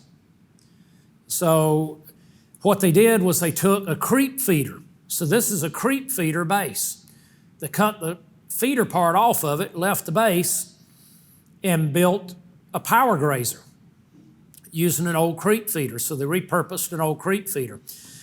Up front in here, they've got their Energizer, deep cell marine battery, all of that.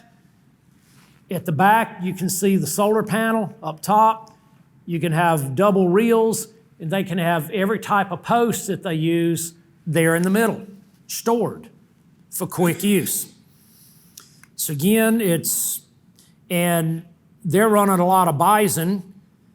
So in their major fences, they'll run 2 strands, and then for their daily move subdivisions, a single strand. So here they can run out, and that's what he's doing there. He's running out 2 strands at a time to do his major subdivision. On this one, you can hook in 2 reels, and so this just hooks into your receptacle there of your ATV or UTV, and you can run 2 reels or 2 wires at a time if you want to do a double wire or a single wire, doesn't matter, and it has an automatic rewind on it.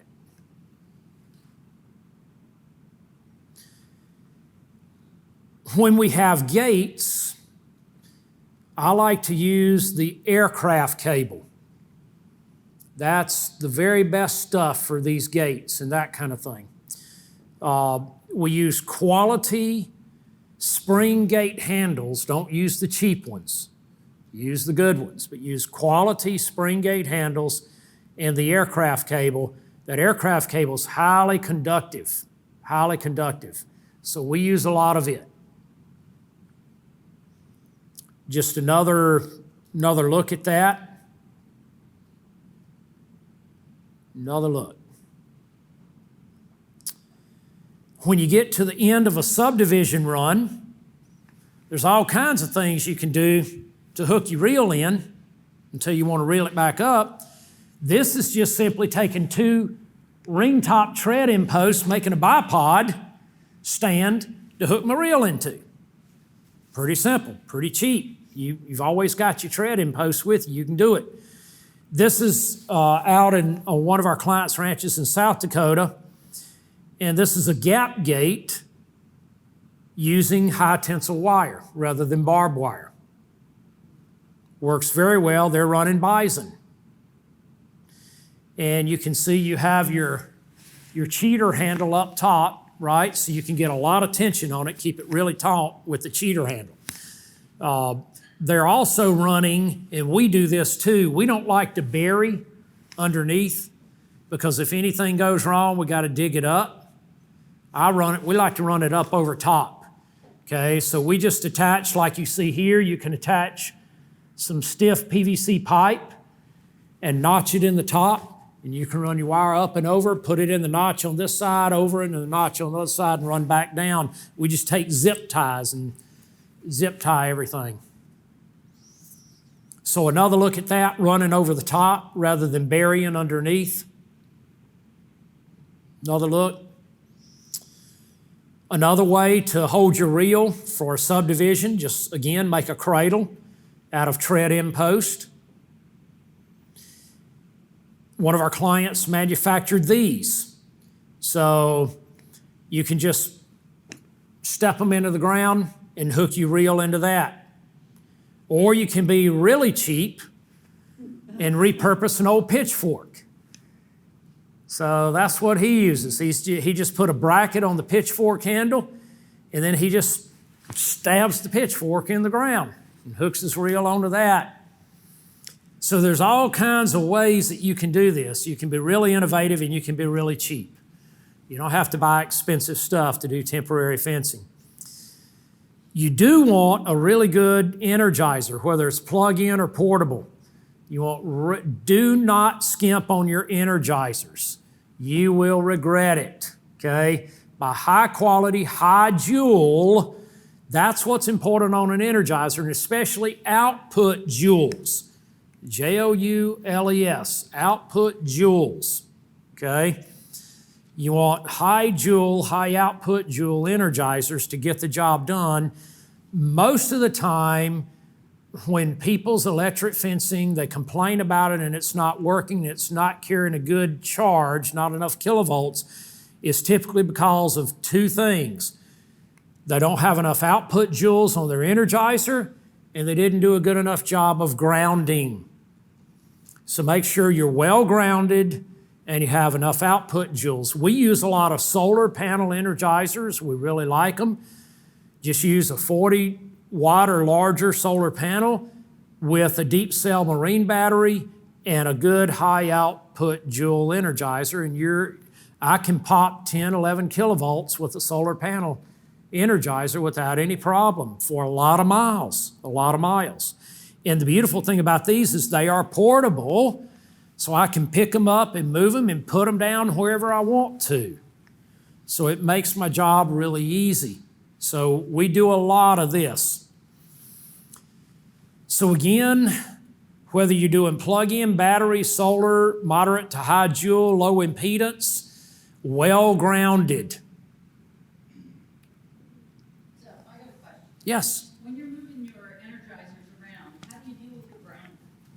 Do you just have a bank of ground rods you just have? We have the tap in and tap out ground rods. And so where I set my energizer up is important as well. So I set it up in an area that I can have good ground. I look for that. So an area when I have a little low spot or whatever, and I can it holds a little more moisture to it. Moisture is important for good ground, right? Or I may set it up near one of my ponds or lakes or close to a creek where I have a good ground, and I ground it there. So I set them up where I'm going to have good ground. And then, of course, with your solar panel, always set it up to catch the southern exposure, okay? Southern exposure. So set it up facing south. That's where you're going to catch the most sun from morning to evening, setting up the solar panel facing south. So how you set it up, the angle at which you set it up, and all of that matters. Now what I'm going to show you is how to think about fencing areas in broader, more expansive areas. This works for smaller areas as well. I'm showing you the perimeter of the Las Damas Ranch here. The Las Damas is a 30,000 acre ranch in Chihuahua, Mexico, and you're looking at the perimeter. Now, initially, this is what they did to improve their grazing. So in 2006, they went in and they did some permanent subdivisions to make 12 pastures across the 30,000 acres. But they were still running multiple herds, but they experienced a lot of overrest and overgrazing on the same pastures. So they had to do something more than that. It wasn't working. 12 subdivisions wasn't the answer. So they went in and they did more subdivisions, 55 pastures, but all permanently subdivided. Went to one herd, a 4-month rotation, but in the desert, that still was not working. They still were not getting the results that they wanted to get. Then they adopted adaptive grazing. Adaptive grazing. Now they have in excess of 300 pastures, but they're not permanent. These are not permanently fenced pastures. They're all temporary. So all the red and yellow is all temporary polywire fencing. You put up and take down, put up and take down. But you can see how many subdivisions, one herd rather than multiple herds. They have a minimum now of 1 year to 14-month rest period between grazing in the desert. And that's important in the desert, to have those long rest periods between grazings. So that's one example of how to take things. So the more paddocks you can have, the more progress you're going to make. Yes?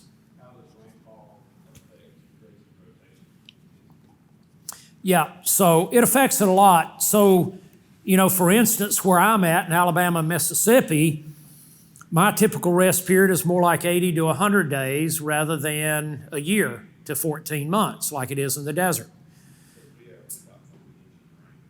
Yeah. So, but again, it's all about your goals and objectives at any one given time as to that rest period. So even in the rest period, remember what I said, don't settle into a prescribed system where you're always coming back to every field, even if it's 60 to 80 days that you're coming back in a higher rainfall area, it's still a mistake if you're doing that over and over and over again every 60 to 80 days. You're going to quit making progress. So you got to alter that rest period purposefully, okay? So it's really important to remember that. But on average, realizing you're going to alter it some, you're going to pulse it some, on average, in the wetter areas like mine and yours, you're going to be 60, 80, 90 days rest. Now, a lot of people think that's over rest and that they should be coming back every 30 to 40 days. No, sir. Don't do it. Don't be tempted to do it. Don't do it. You will narrow your diversity every single time you do that, and you'll lower the overall forage biomass production every time. And you won't have near the biology working for you. So it does matter. Water. Water determines how many livestock you can have, not grass. Doesn't matter how much grass you're growing in an area. If you don't have water, you can't graze it effectively. Water is an investment, not a cost. Never skimp on water. If I'm going to spend money, I'm going to spend it on fencing and water. I'm not going to spend it on fancy 1-ton dualies and on aluminum livestock trailers and on all of that other heavy metal. I'm not going to do it. I'm going to spend it on the things that make me money, and that's water and fence, okay? It's absolutely one of your best investments. If you're going to put in underground line, do it right, do it well. It's lifetime. You'll never do it again. Hopefully. If you do it right the first time, you never will do it again. Don't use PVC, use HDPE. Okay? Why not PVC? All those joints and everything else over time, guess what's going to happen with heaving and so forth? You're going to start breaking them joints and loosening them, and you're going to have leaks everywhere. Use seamless HDPE. The only place that's not seamless is where you put in your risers, okay?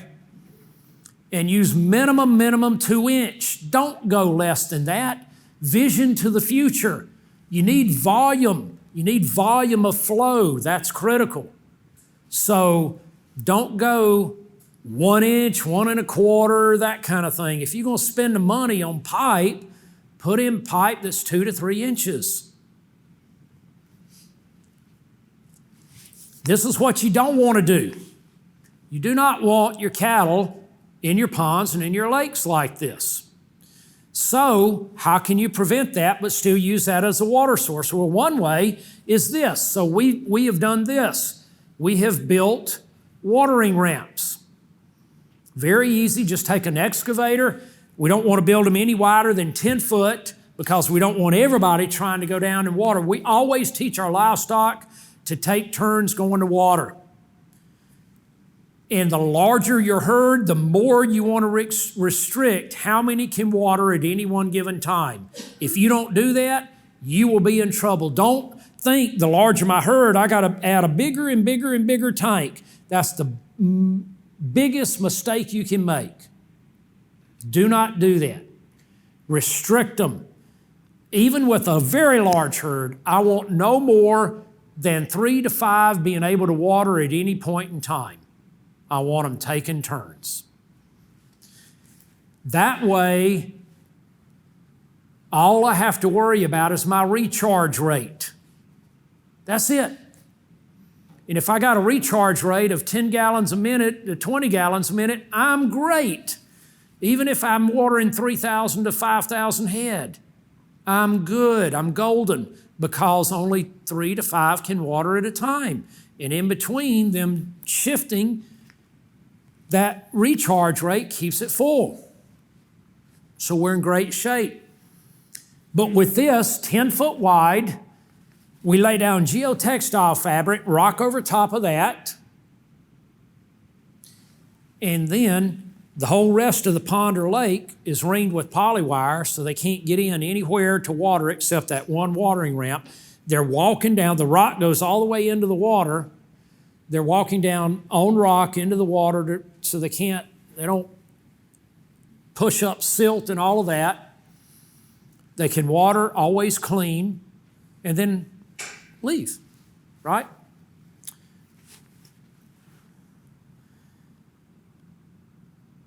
Risers.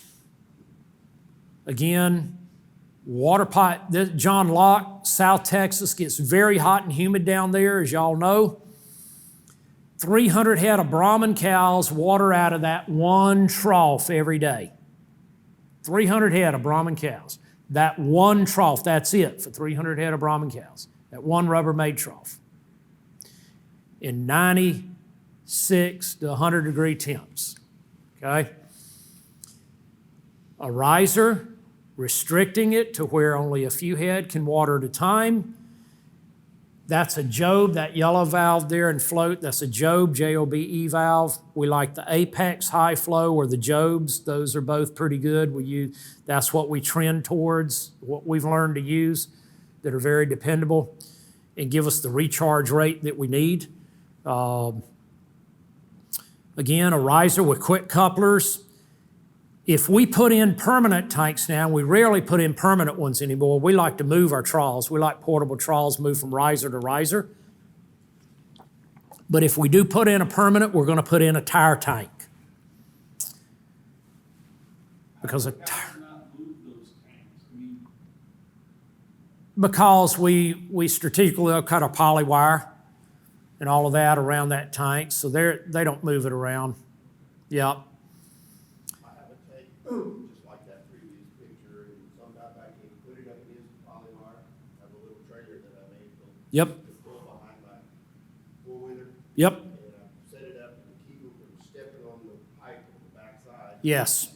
I just take my hand, pull that little trailer right up behind it. Never had to push it, anything else. And we have placed all of ours in cradles. So we just fabricate cradles out of flat steel and all of that, and tubular steel. And so our troughs are sitting in the cradle. And we've got skids on the bottom. So as we're moving from paddock to paddock, we have a chain that's permanently hooked to it. We just hook it to our UTV, zip them to the next paddock. And what we do is we screw off the valve at the bottom to let them drain before we pull them into the next paddock. But when you do that, take it and throw it inside the water trough. Okay, never forget to do that. Never let it out of your hand. As soon as you unscrew it, you throw it into the water trough. Because inevitably, if you don't, you're going to leave it behind and you're going to have a heck of a time finding it back there. Right. Exactly. So throw it immediately into the water trough, and then it's there when you get it moved, and you can put the plug back in. And we like to come in either on the backside low or underneath, okay, with our pipe or our hose and our water floats, our valves and floats and all of that, so the cattle can't monkey with them.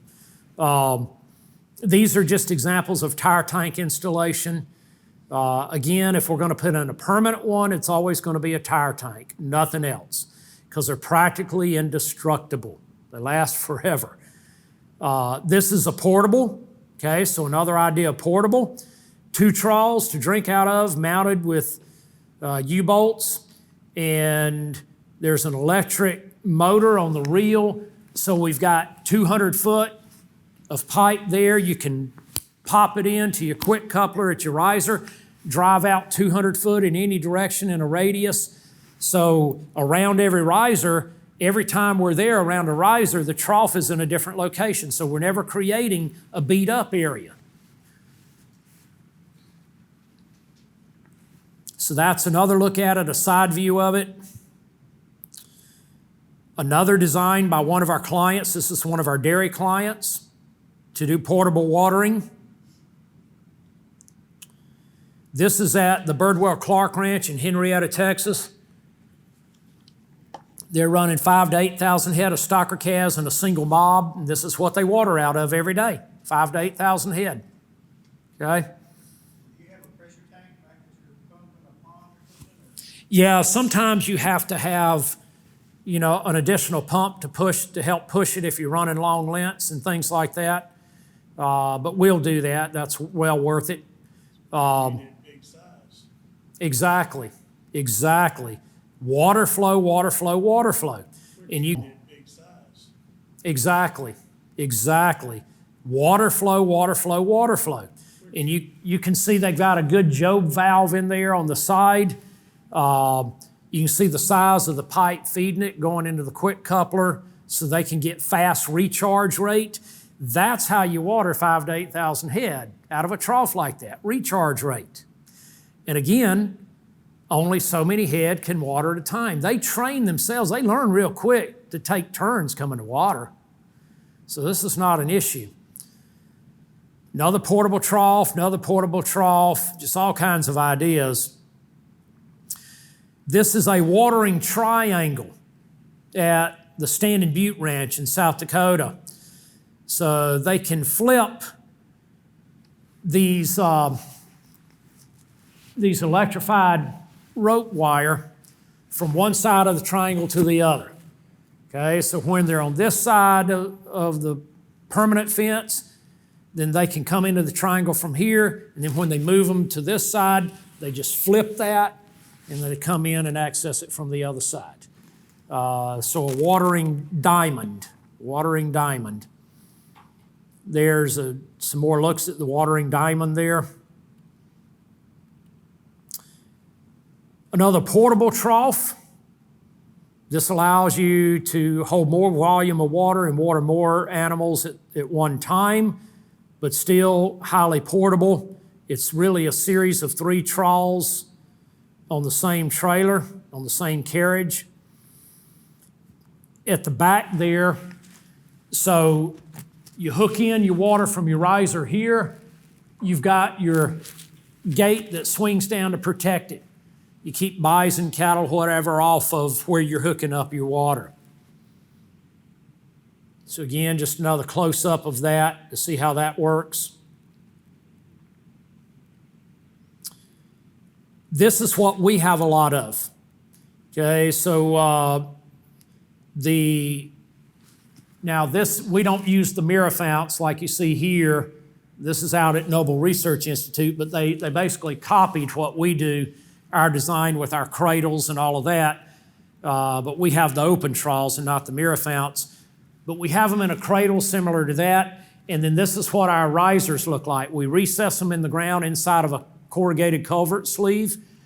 And we have a shutoff valve at every riser. And we have a lid that we put over top of that riser when we're not using it. So it makes it very simple, very easy to use. You can see the lids here.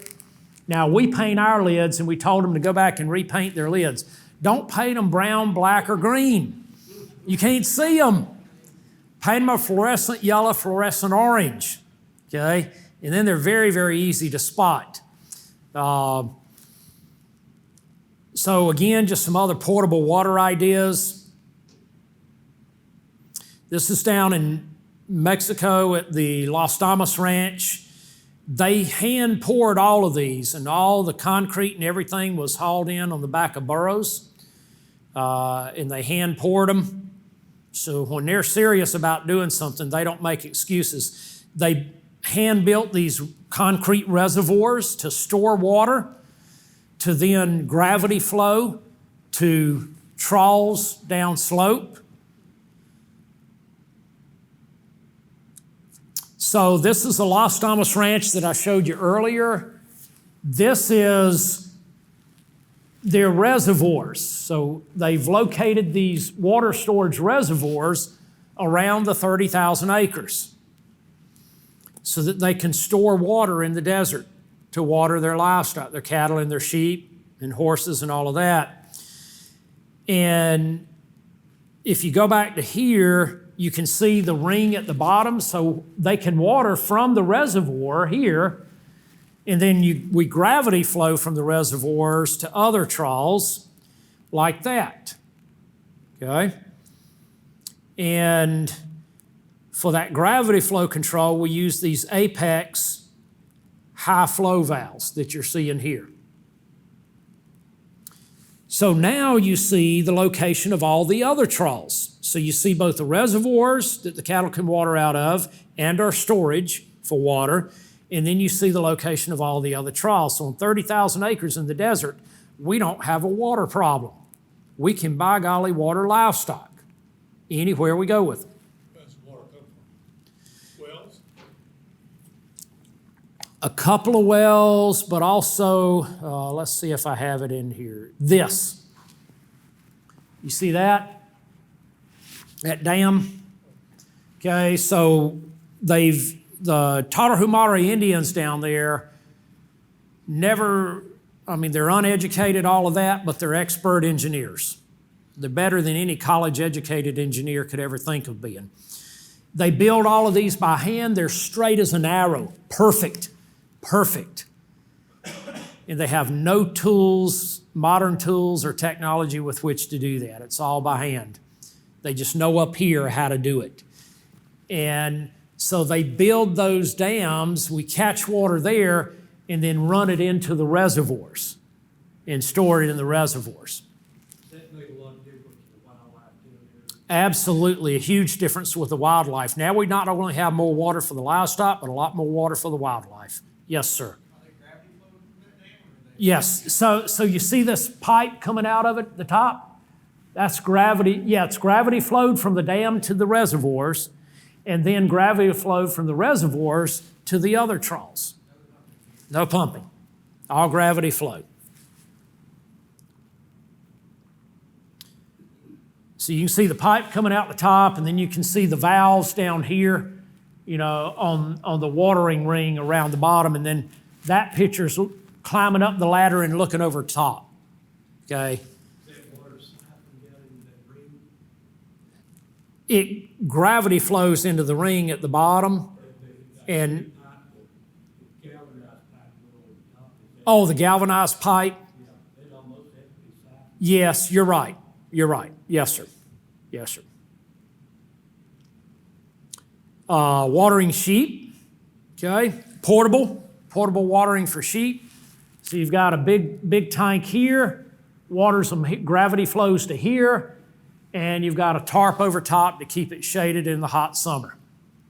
So, you know, again, just an easy solution to be able to get portable water to sheep, you know, in more extensive situations and all of that. This is with our chickens. We use nipple line waterers that you see here. Okay, and then going down the length here and on the sides.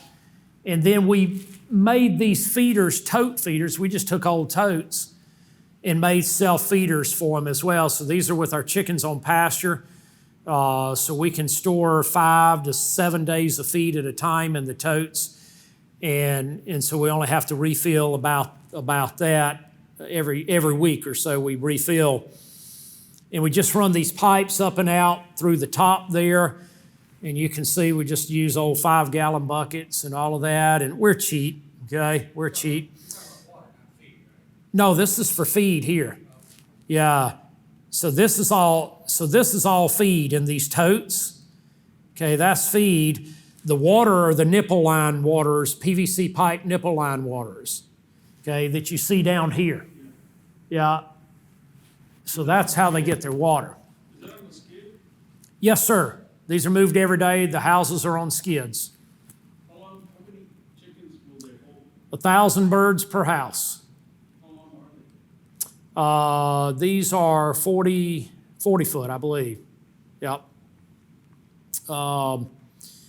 Then we also made this version. We just took old tin that we had available at the farm and made this version as well. So both were cheap. We just used stuff we already had and made real cheap ones. Folks, I know that it's highly unlikely that we will have covered everything you wanted to cover, and it's impossible to do in one day. There is so much. That's why we teach 3-day-long academies. And after every single academy, we always feel like, boy, there's so much we didn't cover. But that's the nature of the beast. But please, if there's something you didn't get answered or whatever today, please feel free to contact me, okay? And I will make darn sure that we get it answered. So don't hesitate. All right. So what I want to do to finish up today, I'm going to show, I've got a bunch of case studies, and we're doing them more all the time. But what I want to do today is show you just a couple that I think are really pertinent. And then I'm going to go over a little bit of just some very recent and new developments to make you aware of some things that are coming down the pike. If you need to contact us in any way, here you go. Understandingag.com, soilhealthacademy.org. Kathy with a K at understandingag.com. Kathy is the person that keeps us all straight and together. So if you ever need help, and sometimes because I'm traveling, because I'm doing things like this, I can be hard to reach or a little slower to respond.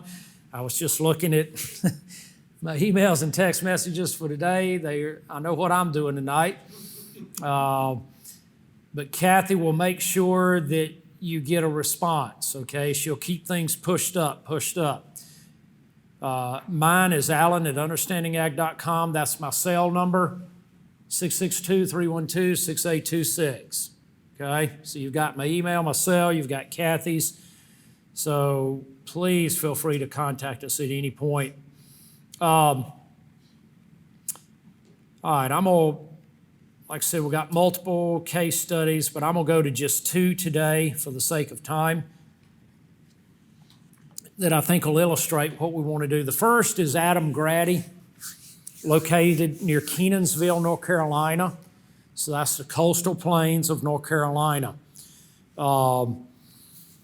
Adam, so he's in the coastal plains, very sandy soils, just like the coastal plains here in South Carolina. That's Adam's hands holding his soil. Does that look like very sandy soil to you? We can literally transform soil. So one thing that we've learned is soil type, and all these soil type maps don't matter one hill of beans, because we can turn it into something totally different through regenerative practices. So we can take one soil type and turn it into an absolute other soil type. That. Soil types do not stay the same, irrespective of what we've been taught. That's one thing I had to learn. And so look at all the earthworms there. Okay, look at the deep. Adam's soil, when we first started with him, was that tan sand color. Now look at it, deep dark color to it with earthworms everywhere and all of that. So they farmed 1,200 acres more now since they started into Regen Ag, but 10 generations. It's been in the family since the 1780s. Or Adam is the 10th generation. His children are the 11th. They've been doing livestock and row crops, and for a long time they were doing, tobacco, cotton, things like that, things that really wear the land out, and then doing vertically integrated poultry production and swine production. So that's what they were doing regen transition. We met them in the fall of 2016, and Adam and his father, Clegg, talked to us quite a bit, and started in that fall initiating some regenerative practices. So this is one of the things they're doing routinely now, planting into a green roll down. So this is Adam planting his corn crop. So we just go in and do it all in one pass. Roll down and plant no-till in one single pass. Pretty easy to do. So he's doing a lot of that, planting highly complex covers. He'll graze them, then let them grow back up, and then roll them down and plant green into the roll down. This becomes his weed suppression, his soil protection, all of that. So what you saw that video, that was the spring, April of 2018. This is the same field, okay, that you see on the left here. So that's Adam's corn that he planted into that roll down. He's dry land, no irrigation. He yielded 189 bushels per acre. His immediate next door neighbor, the fields are directly adjacent. I can step from Adam's field into the neighbor's field, okay? So they're immediately next door. They both planted the same week in April, the first week of April in 2018. Adam made one pass. His neighbor had to make 5 passes, 5 field passes to plant his corn. Adam planted once. After they planted, they started getting a deluge of rain through the rest of April in 2018. His neighbor's first planting got drowned out, and he had to replant. I took these 2 pictures on May 30th of 2018. That's his neighbor's replanted corn. So he had to plant twice. Adam only had to plant once in the direct next door fields. What do you still see on May 30th in the neighbor's field? Water still standing. Bare soil. Exactly. A lot of things that are not good, right? Bare soil, water still standing, not infiltrating. There was no water standing in Adam's field. And again, you step from one to the other. Okay? No water standing whatsoever. It all infiltrated in Adam's, but not in his neighbor's. His neighbor ended up yielding 134 bushels an acre, Adam at 189. I thought I had a slide in there with the summary of that, but I'll tell you the summary. So it's not just that Adam yielded quite a bit more bushels per acre, but Adam planted a non-GM. That was a non-GM corn. His neighbor planted a GM corn. Adam got another $1.50 a bushel for his corn because it was a non-GM. He only had to plant it once. He made one field pass. His neighbor made 5 field passes. What was involved in, say, the roll down? Is that just a mechanical roll down, or there's something else? Mechanical roll down. So there was a roller bar right in the front of the no-till drill there. Okay, you couldn't see it because of the height of the cover crop, but there's a roll down bar right in the front, mounted in front, and so it's rolling it down.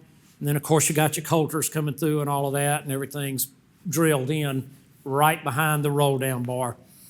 Didn't spray killer either, right? Nope, he did not. So Adam yielded almost 50 more bushels an acre. He got $1.50 more for it. He planted one field pass, not 5 field passes.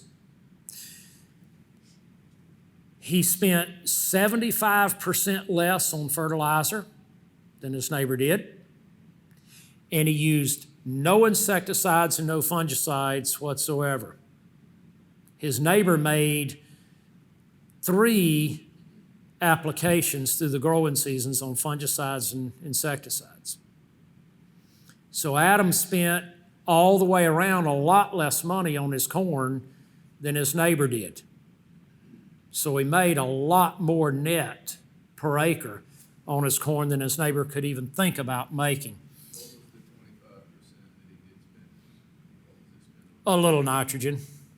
Yeah, a little nitrogen. Was the neighbor up or down from, as far as the wind, upwind or downwind?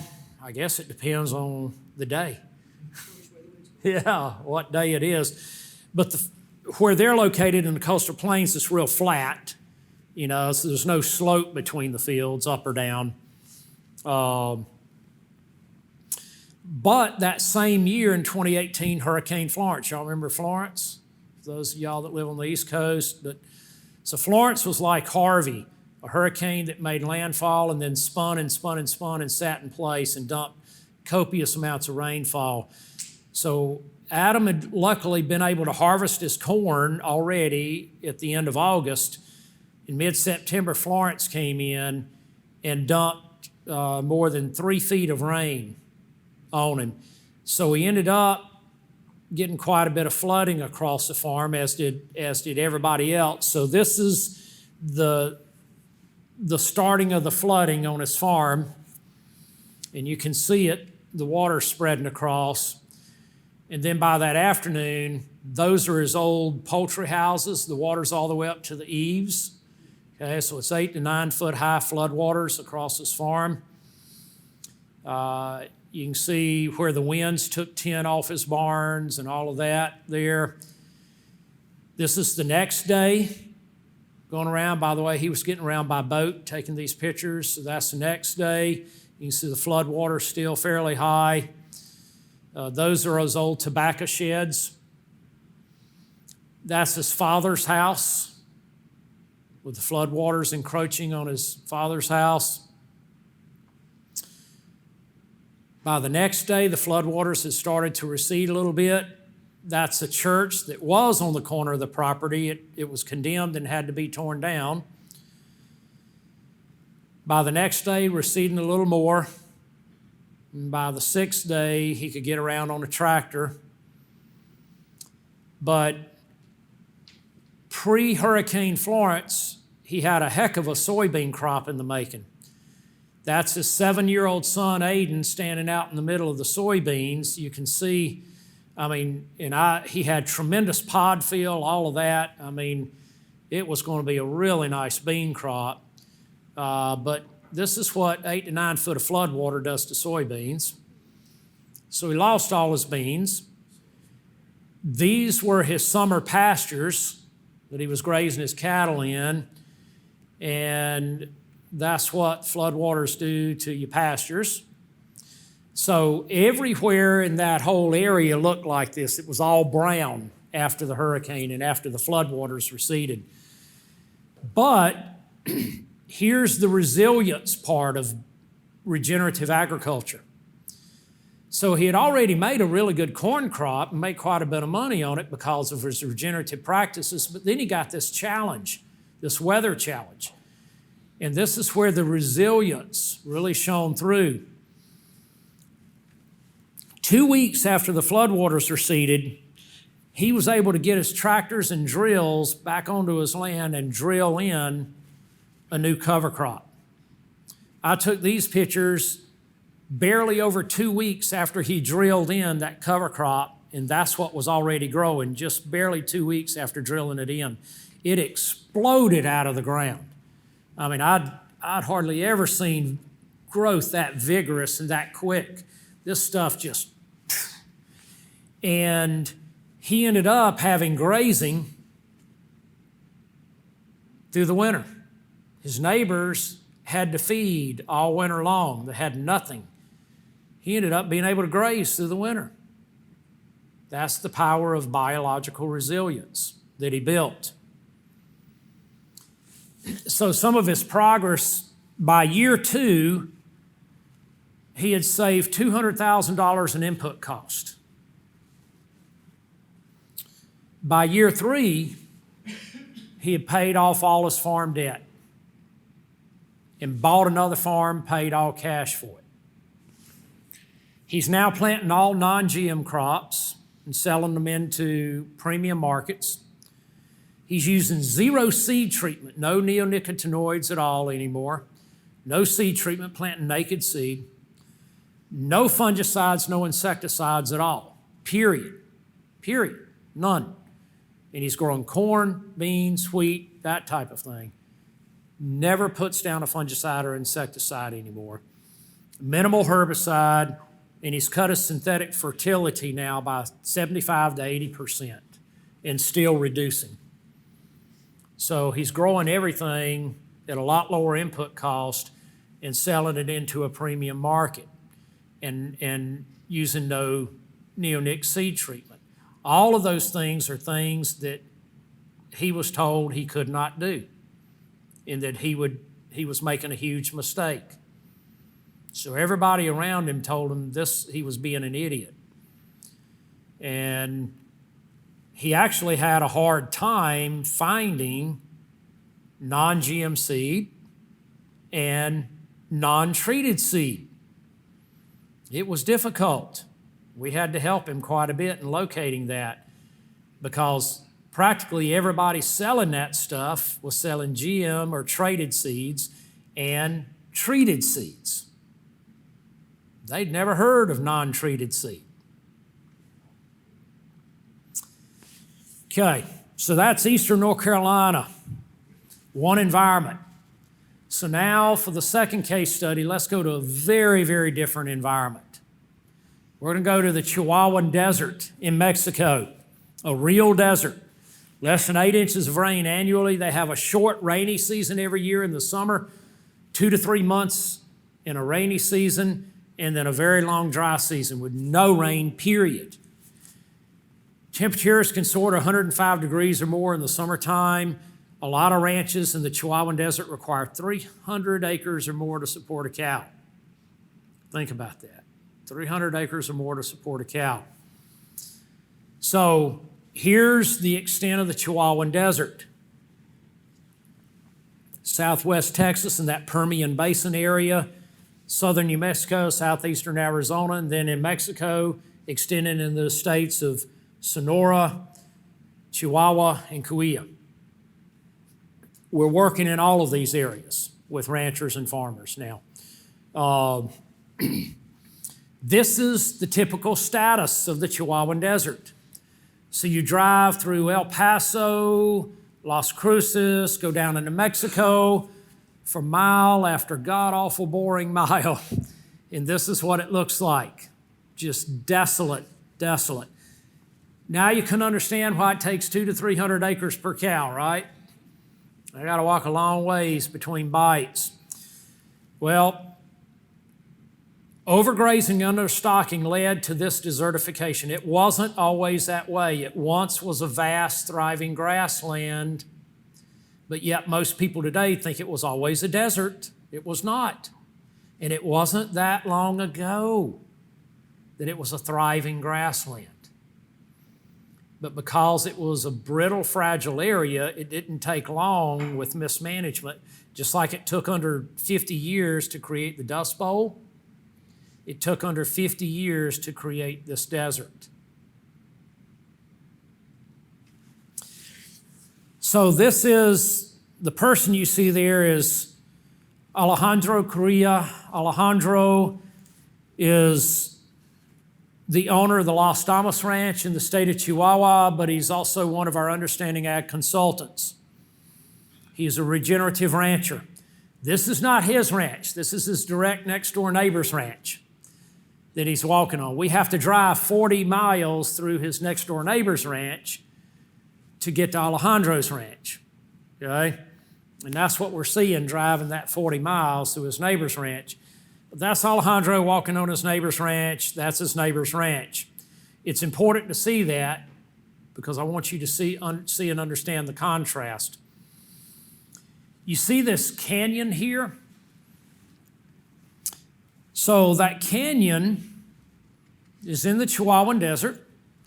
That canyon did not take 1,000,000 years to carve. It did not take 100,000 years. It did not take 10,000 years. It didn't take 1,000 years. It didn't take 100 years. That canyon was carved into the desert with under 8 inches of rain annually in 50 years. 50 years. Let's take a look at that, okay? So that's Juan Pablo Almeida, another regenerative rancher, standing down below to give you some perspective. What's up above his head? That's an old barbed wire fence and fence post suspended in midair. Used to go all the way across. 50 years ago, it went all the way across. That's one way we know there are people living that ranch that. That's how we know that's not a 10,000, 100,000-year-old canyon. That's a 50-year-old canyon. But remember the quote I gave you this morning by W.C. Loudermilk about the land does not lie? What we do is written on the tapestry of the land. This land does not lie. The mismanagement here is written on the tapestry of the land. But there's something else written here. It is a record of what once existed there. And how do we know that? What am I seeing in that picture that tells me that this was once a thriving, vast grassland? Okay, on the wall of the canyon, that back wall, you see a consistent 4 to 5 foot deep dark carbon layer. And then you see root trails, carbon root trails, coming down the sides of the canyon more than 20 foot deep. This was a thriving grassland. That's what produced that deep, dark carbon layer that's there on the wall of that canyon. So it's a testament of what it once was and no longer is. That's an up-close picture of it. So you see the consistent dark carbon layer and then all the root carbon trails by old ancient roots that were there. You remember I talked about the biological ripple effect? Okay. So this is what we do in the desert, and this is what you can do no matter where you're located. Locate your biological hot spots. That's what we did. You see that we've got some grass growing here in the desert. That's a biological hot spot. So we found that, and then you see out beyond that, all of a sudden a lot of bare soil, right? So what we did was we focused our livestock effort right there on that biological hot spot and moved them out from there. So we rippled the biology out. So remember this picture, and that's what it became. Okay? We grew it out. Now it's all filled in with grass.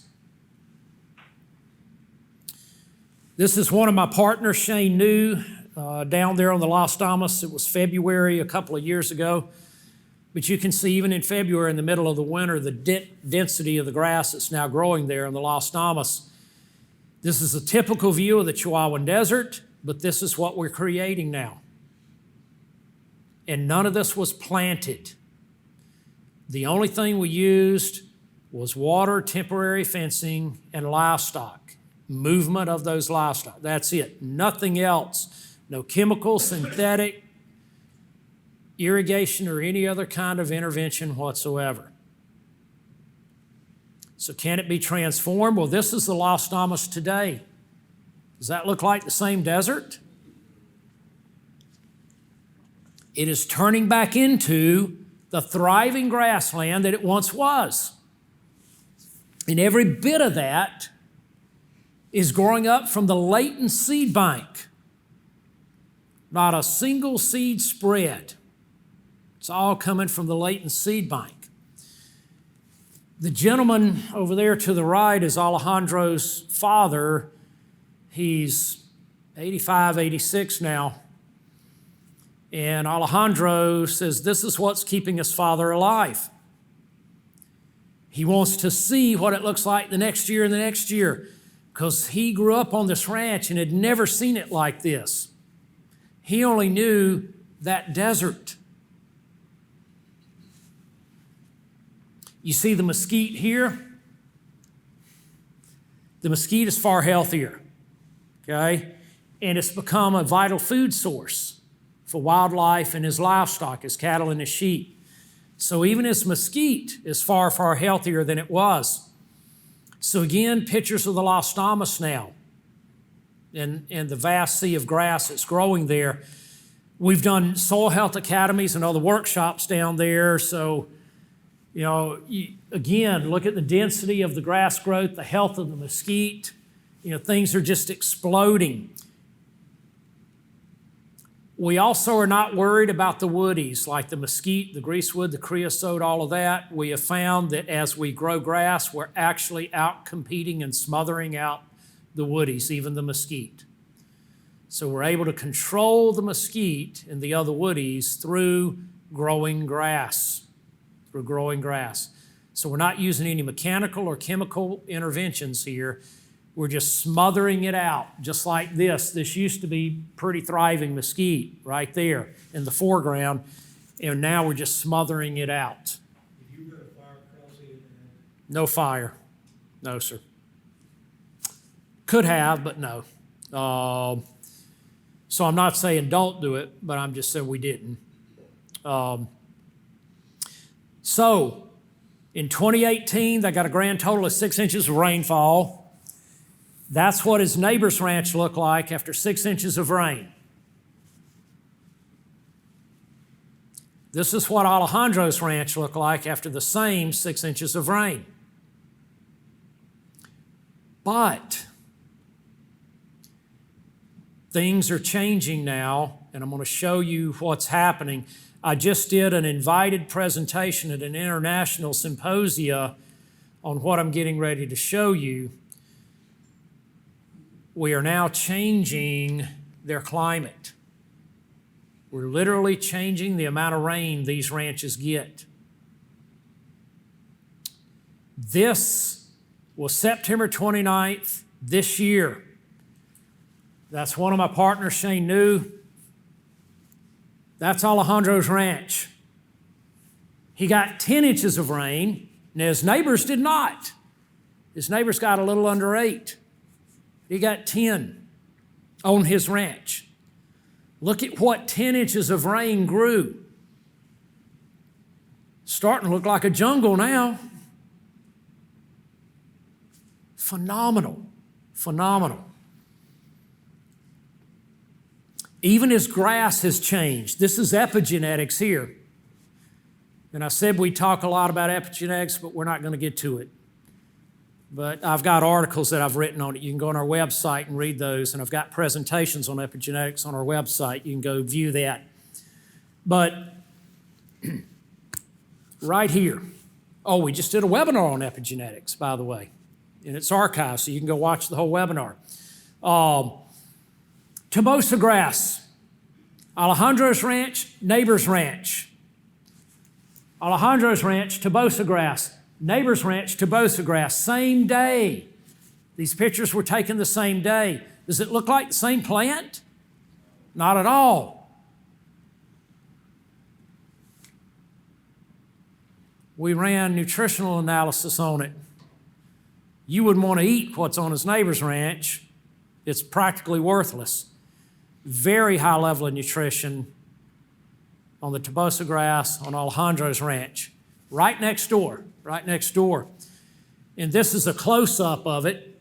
You can see on his neighbor's ranch, same day, it was even starting to oxidize. Alejandro's was still vibrant, vigorous. This is after how many years? It started in earnest in 2016. Yep, in the desert. So think about how rapidly this occurred. They also use what I call no excuses grazing. So this is in their high country on his ranch, and now they're attacking that. And like the solar panel energizer, it got up there on the back of a burro. So they just simply get the job done no matter what. This is running polywire. Look at this rugged terrain, and they don't care. They run the polywire. And if they can't get it in the ground, they use rocks to anchor the tread-in post or whatever in the heck they can find, or even anything becomes a post, okay? So again, no excuses grazing. This is producing such profoundly positive results for them, they're going to get it done regardless. So again, just on his real rugged terrain. Now, I want to show you this progression, time-lapse progression, okay, on their ranch. So pay attention to this mesquite right here. And of course, the background, you can see the familiar features in each picture of the background mountains, okay? 2015, 2018, 2021. Let's do that again. 2015, 2018, 2021. Are the neighbors open to these ideas? They're still stubborn. Now, hopefully after this year, I hope so, but they're still stubborn. There you go. What's become of his stocking days? Here we go. Okay, results to date. Results to date, still improving, so it's continuing to get better and better. He's increased his net revenue by 350%. He is now growing 4.5 times more forage biomass, counting the entire ranch. 4.5 times more forage biomass. He's increased his cow numbers 2.5 times and added 1,000 head of sheep. Okay? On top of that. So he didn't have the sheep before. So we added 1,000 head of sheep and increased the cow numbers 2.5 times. Plus, we're seeing all kinds of endangered species showing up on his ranch now. Like all of these that I've listed here now are making a home on his ranch, and none of the neighbors' ranches anywhere in the region have these populations. They're only on the regenerative ranches because that's where the habitat is for them. But I'm getting ready to show you something even more astounding. I'm going to start with this quote by Masanabu. Masanabu said, "It was in an American desert that I suddenly realized that rain does not fall from the heavens, it comes from the ground. Desert formation is not due to the absence of rain, but the rain ceases to fall because the vegetation has disappeared." And we have found that to be profoundly true. And I'm going to show you why. In this quote from another one of my partners, Gabe Brown, it's not how much rain you get that matters, it's how much you keep. And that even applies to dew. Dew. If I can keep my dew, that's water. But if I can't, it evaporates and it's gone. This is what is now happening. Our regenerative ranches in the desert are getting rain now that their neighbors are not, because we have created the biological components that are necessary to create rain. So they are getting rainfall, their neighbors are not. This is standing on his neighbor's ranch looking to Alejandro's ranch. So the rain clouds are forming only on Alejandro's ranch. Now look at this video. We're standing on his neighbor's ranch. Okay? Turning on his neighbor's ranch. Watch. Look. What do you see? Storm clouds. That's Alejandro's ranch in the distance where you see the storm clouds. They're not over his neighbor's ranch. They're on Alejandro's. This is the radar data to further validate what we're seeing. Rain popping up on the radar, almost like a mushroom cloud or something, just appearing from nothing, right over the... So this is Alejandro's ranch. What do you see all around it? Nothing. Nothing. The rain is only occurring on Alejandro's ranch. Again, Alejandro's ranch. Nothing for 100+ kilometers anywhere else. By the way, this over here, showing up, way over here, was another one of the regenerative ranches. Even when they're getting more general rainfall in their rainy season, the regenerative ranches are getting heavier rainfall than their neighbors are. That's what you see on the radar here. More concentrated on the Las Tamas and the regenerative ranches. Again here, more concentrated on Alejandro's ranch. This is, again, that rain on the radar on the Las Tamas, just nothing, and then boom, rain. This is Rancho El Refugio. Again, look all around it. No rain. Rain on the Rancho El Refugio. Look at the neighboring fence line comparison. Rancho El Refugio, neighbor's ranch. Look at this, the Peritas Ranch. It's almost like there's an invisible force field here. Look at the rain. Where's it falling? Where's it stopping? Bare ground, no rain. Neighbors, rain. Solid rain, look at that. Folks, this is staggering, absolutely staggering what's going on. We can change the climate. Now, why? Why is this happening? Here's why. So our regenerative ranches in the Chihuahuan Desert are now averaging 1.3 inches more rain than the neighbors' ranches. And for us here, we may think 1.3 inches? That's nothing. Right, an afternoon shower. But where you get only 6 to 8 inches of rain, that's monumental. They're averaging 300% higher water infiltration rates. So the neighbors are getting the 6 to 8, but they're not keeping the 6 to 8. They're not infiltrating it. It's evaporating, leaving. On the regenerative ranches, they're not only now getting more rain, but they're infiltrating that rain with their 300% greater water infiltration rates. Now, here's why they're getting more rain.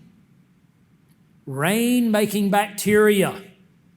Okay, what we now know, and there's quite a few peer-reviewed articles out on this now. If you have increased microbial biomass, microbes go airborne. And if you have billions upon billions of microbes where you're now growing grass and you have microbes going airborne, what does it take for rainfall to occur? What is water in the form of in the clouds? A vapor. Okay? What does it take to change that water in the clouds from a vapor to a raindrop? Particles to coalesce. It's called ice nucleation. It's a process called ice nucleation. So you've got to have particulate matter that then encounters that water vapor, and the water vapor can coalesce around that particulate matter until it gets heavy enough to form a raindrop that can fall to the earth. That's how rain happens. And we now know that microbes play a critical role in that. They are part of the particulate matter. So you get these billions of microbes going up into the atmosphere, and as the clouds are passing over, now they're colliding with the water vapor in those clouds and very quickly coalescing, and rain falls on these regenerative ranches and not on the neighboring ranches. So that's one of the ways. The other way is these biological volatile organic compounds that are then producing secondary organic aerosols. When you've got more biology in the soil on the ground, you have more of these BVOCs being produced. And that leads immediately to more rainfall. And then they have more transpired water vapor because they have a lot more evapotranspiration coming up out of these regenerative ranches compared to the neighboring ranches. We can change weather if we do this on enough scale. So we know that if we have just 30,000 acres, because that's Alejandro's ranch, we can do it. How much under that? I don't know. We don't know the answer to that. But we know if we have at least 30,000 acres and people are doing regenerative practices, we can change the weather, the microclimate. That's unbelievably powerful. How long do you have rainfall records for that range and surrounding areas? Going back decades. Yes, sir. It was level up to that point. Yes, sir. No difference. It's only in the last 3 to 4 years that we started to see the difference. And the way we first started noticing on the radar, okay, these anomalies on the radar, where you'd get the pop-up on the radar and it wouldn't be widespread, right? And it would be over the regenerative ranches. And then we started studying everything else around it, and everything corroborates. Isn't that Yes, exactly. Exactly. So let me show you one other amazing thing, and I'm going to wrap up going over just some, what's trending, what's happening now. All right. How about adaptive grazing for mine reclamation in the desert? Can we do it? Well, let's take a look. So this is a strip mine in the Chihuahuan Desert. That's what it looked like. Pretty bad looking. But we can restore it using livestock and bale grazing. So what you're seeing here are cattle under very high density, put the bales out. This has been previously bale grazed, and now the cattle are over here in that paddock. And then this is what happens and follows that. Okay? So I'm going to go through a progression here for you. All right, so here we go. We're doing the bale grazing. And no irrigation. This is just water to water the cattle. And so we set the bales out, okay, and then move the cattle. You can see bales set out over there. And we keep moving the cattle along the sides of the mine, the strip mine. Just grazing the bales. Then this is what happens. You start to get this growth. That growth from where we bale grazed. We didn't apply any seed. Was there seed in the bales? Yes. But did we broadcast any more seed? No. And again, no irrigation either. And then it progresses to this. So here you go. Look at that. Moving around the sides, you can see the progression. Here's where the cattle are now. Look at how fast this is happening behind those cattle. Biology, biology, biology. You get it going, staggering results in a short period of time. So, yes, we can reclaim strip mines and those types of things. Is that a hillside of tailings from the mine? Yes. Well, that's where they were doing the mining operation and all of that. And yes, there's a lot of tailings and all of that. And you can see in the distance down in here, yes. You said that was in the desert. Are they watering over that as the mine supplying water for irrigation to get that started? No, there's zero irrigation on this. Not watered at all. Yeah. All right, done that. I'm going to show you one more thing real quick and let you go.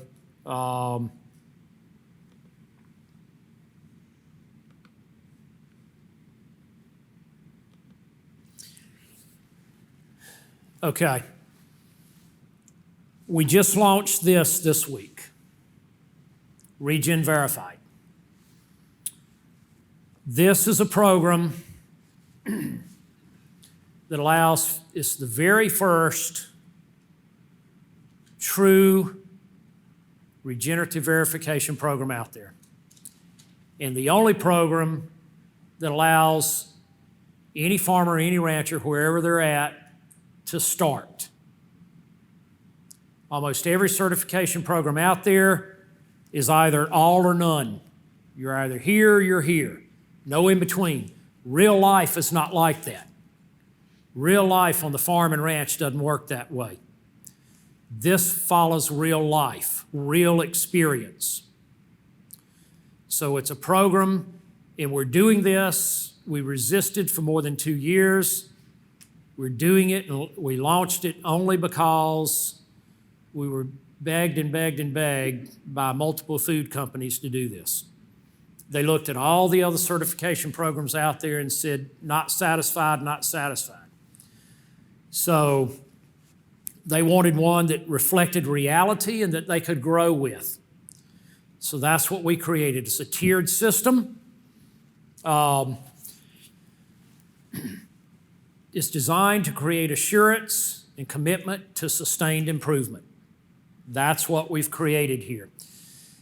It is created for the consumer, to give the consumer that has a very high level of mistrust of their food today rock solid transparent information about the food that they're buying. No gaming, no cheating, none of that. No market speak. This is all real. We're using a very unique practical approach that is based off our many years of experience in regenerative agriculture. And it's being administered by people that have real-life practical experience in regenerative agriculture. You can't say that for most certification programs. Practical, proven, principled. It's far more than the check-the-box certifications that you see out there. It takes into account every individual farm's context. Other certification programs don't do that. They simply don't do that. And it's designed for farmers and ranchers, food processors, retailers, consumers, and communities. So you'll be hearing a lot more about it over the coming weeks and months. And here's our guiding principles. Farmers following the 6 principles, the 3 rules, and optimizing the 4 ecosystem processes. The same things we've been talking about all day today. That's what's entailed in this. It has nothing to do with static measurement, which will fail you always. It has to do with continuous regeneration. All right, here's something else that we're heavily involved with I want to make you aware of, because this is going to profoundly change the entire food industry. It's first of its kind research. We're working with Duke University School of Medicine, Utah State University, Dr. Stefan Van Vliet and his team of researchers, Dr. Fred Provenza, many others, and Understanding Ag are all heavily involved in this. But here's what we're finding. We're doing what is called metabolomic analysis, where we can parse apart more than 2,000 different nutritional spectra in any food. Any food. Beef, milk, eggs, cheese, lettuce, tomatoes, blueberries, you name it. We can parse apart more than 2,000 different nutritional spectra. And what we're looking at is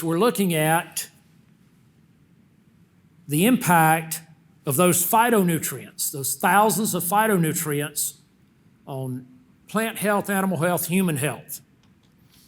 And we're finding profound differences here. So for instance, on dairy cows that are grazed on diverse diets versus a TMR or a typical monoculture silage ration, anything like that, the polyphenols, the phytonutrient content of that milk far exceeds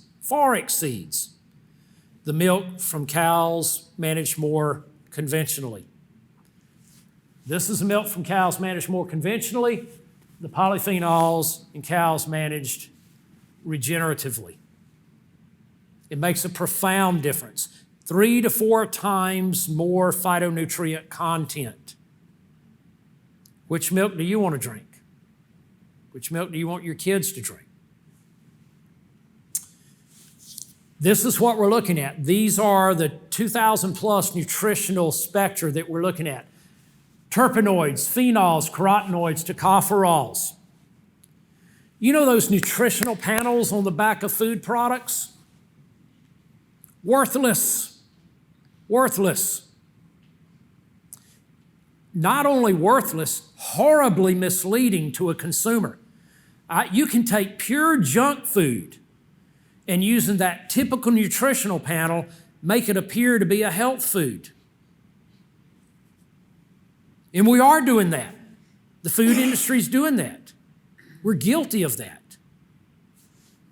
We're doing a terrible disservice to the health of our population because of that.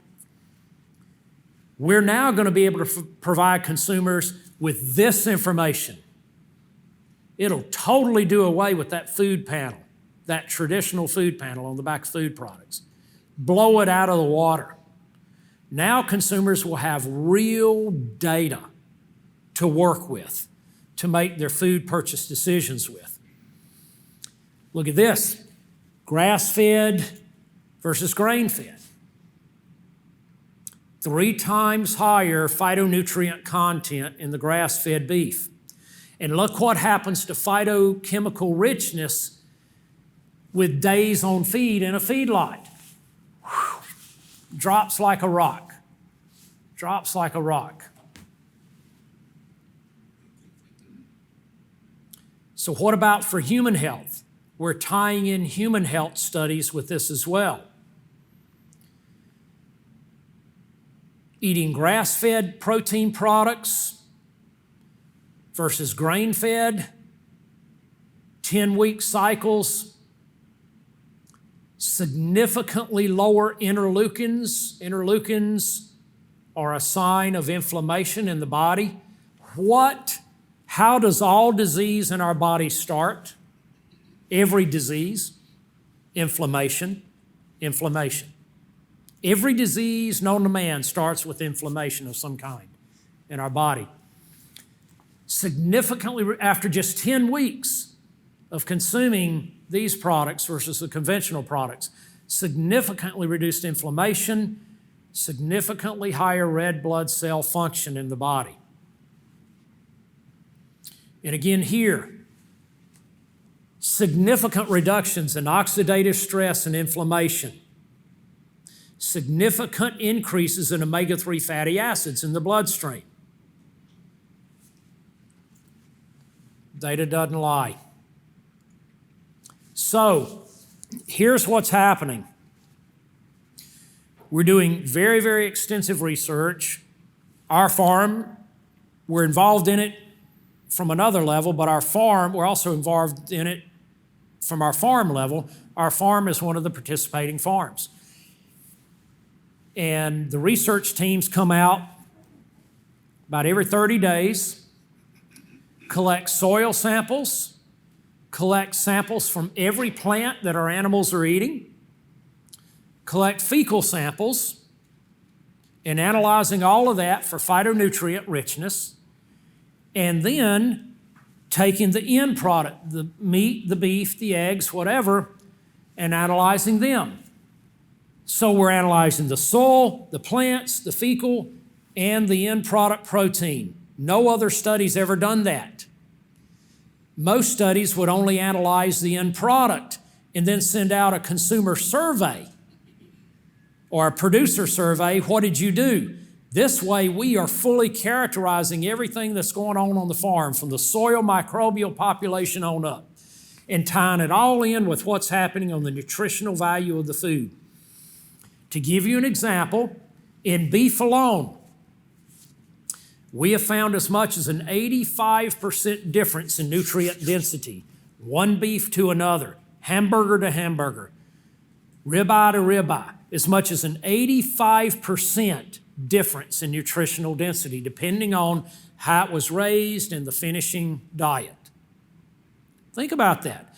Same beef, one is 85% better for you than the other.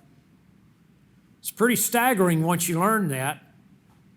And we've compared real beef also to the fake meats, the fake beef. Okay? Guess what we found there? The very best fake meat, and if I called the brand names, you would immediately know them. They're the ones heavily advertised. But the very best fake meat had at best 13% shared nutrient value with the real beef. Just 13% shared nutrient value. 87% less nutrients. What are we doing? what in the heck are we doing? The fake meats, if you analyze them, are a highly processed junk food. If you analyze the ingredients and how they make it, it's nothing but a highly if you want to eat vegan, but eat real whole foods. Don't eat highly processed junk food. You will not be healthy. Eat real beans, real peas, real plant protein, whole plant protein, and you'll be far healthier. So those two things that I just presented, the Regen Verified and this phytonutrient research, are going to change the face of the food industry and therefore change the face of the ag industry.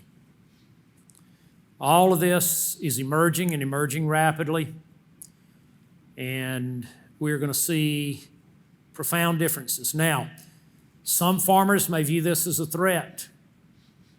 I don't view it as a threat at all.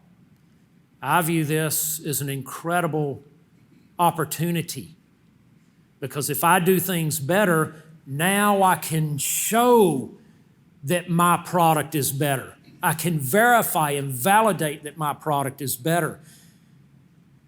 And there's no shortage of consumers willing to buy that product if I can prove that.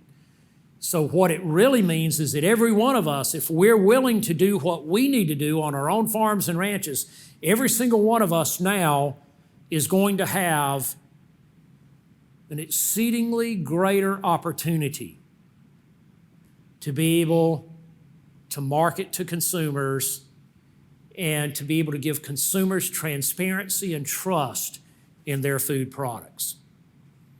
So again, these are not threats to anybody. They're only threats if they view them that way. These are remarkable opportunities that are going to allow you to change your lives on your farms and ranches and allow the consumer to change their lives for the better.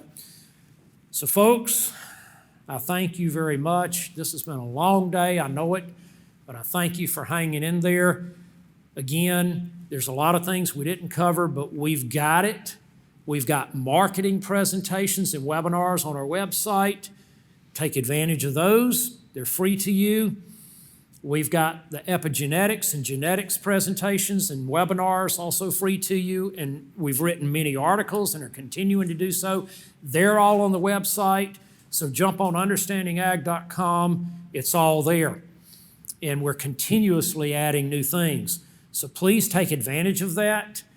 Again, you pay nothing for any of that. So you can have continuous learning through that. If you ever need additional help on your own farms or ranches, feel free to contact us at any point, and we'd be very, very happy to help you. I thank you. I appreciate it. I wish you all safe travels home and a Merry Christmas.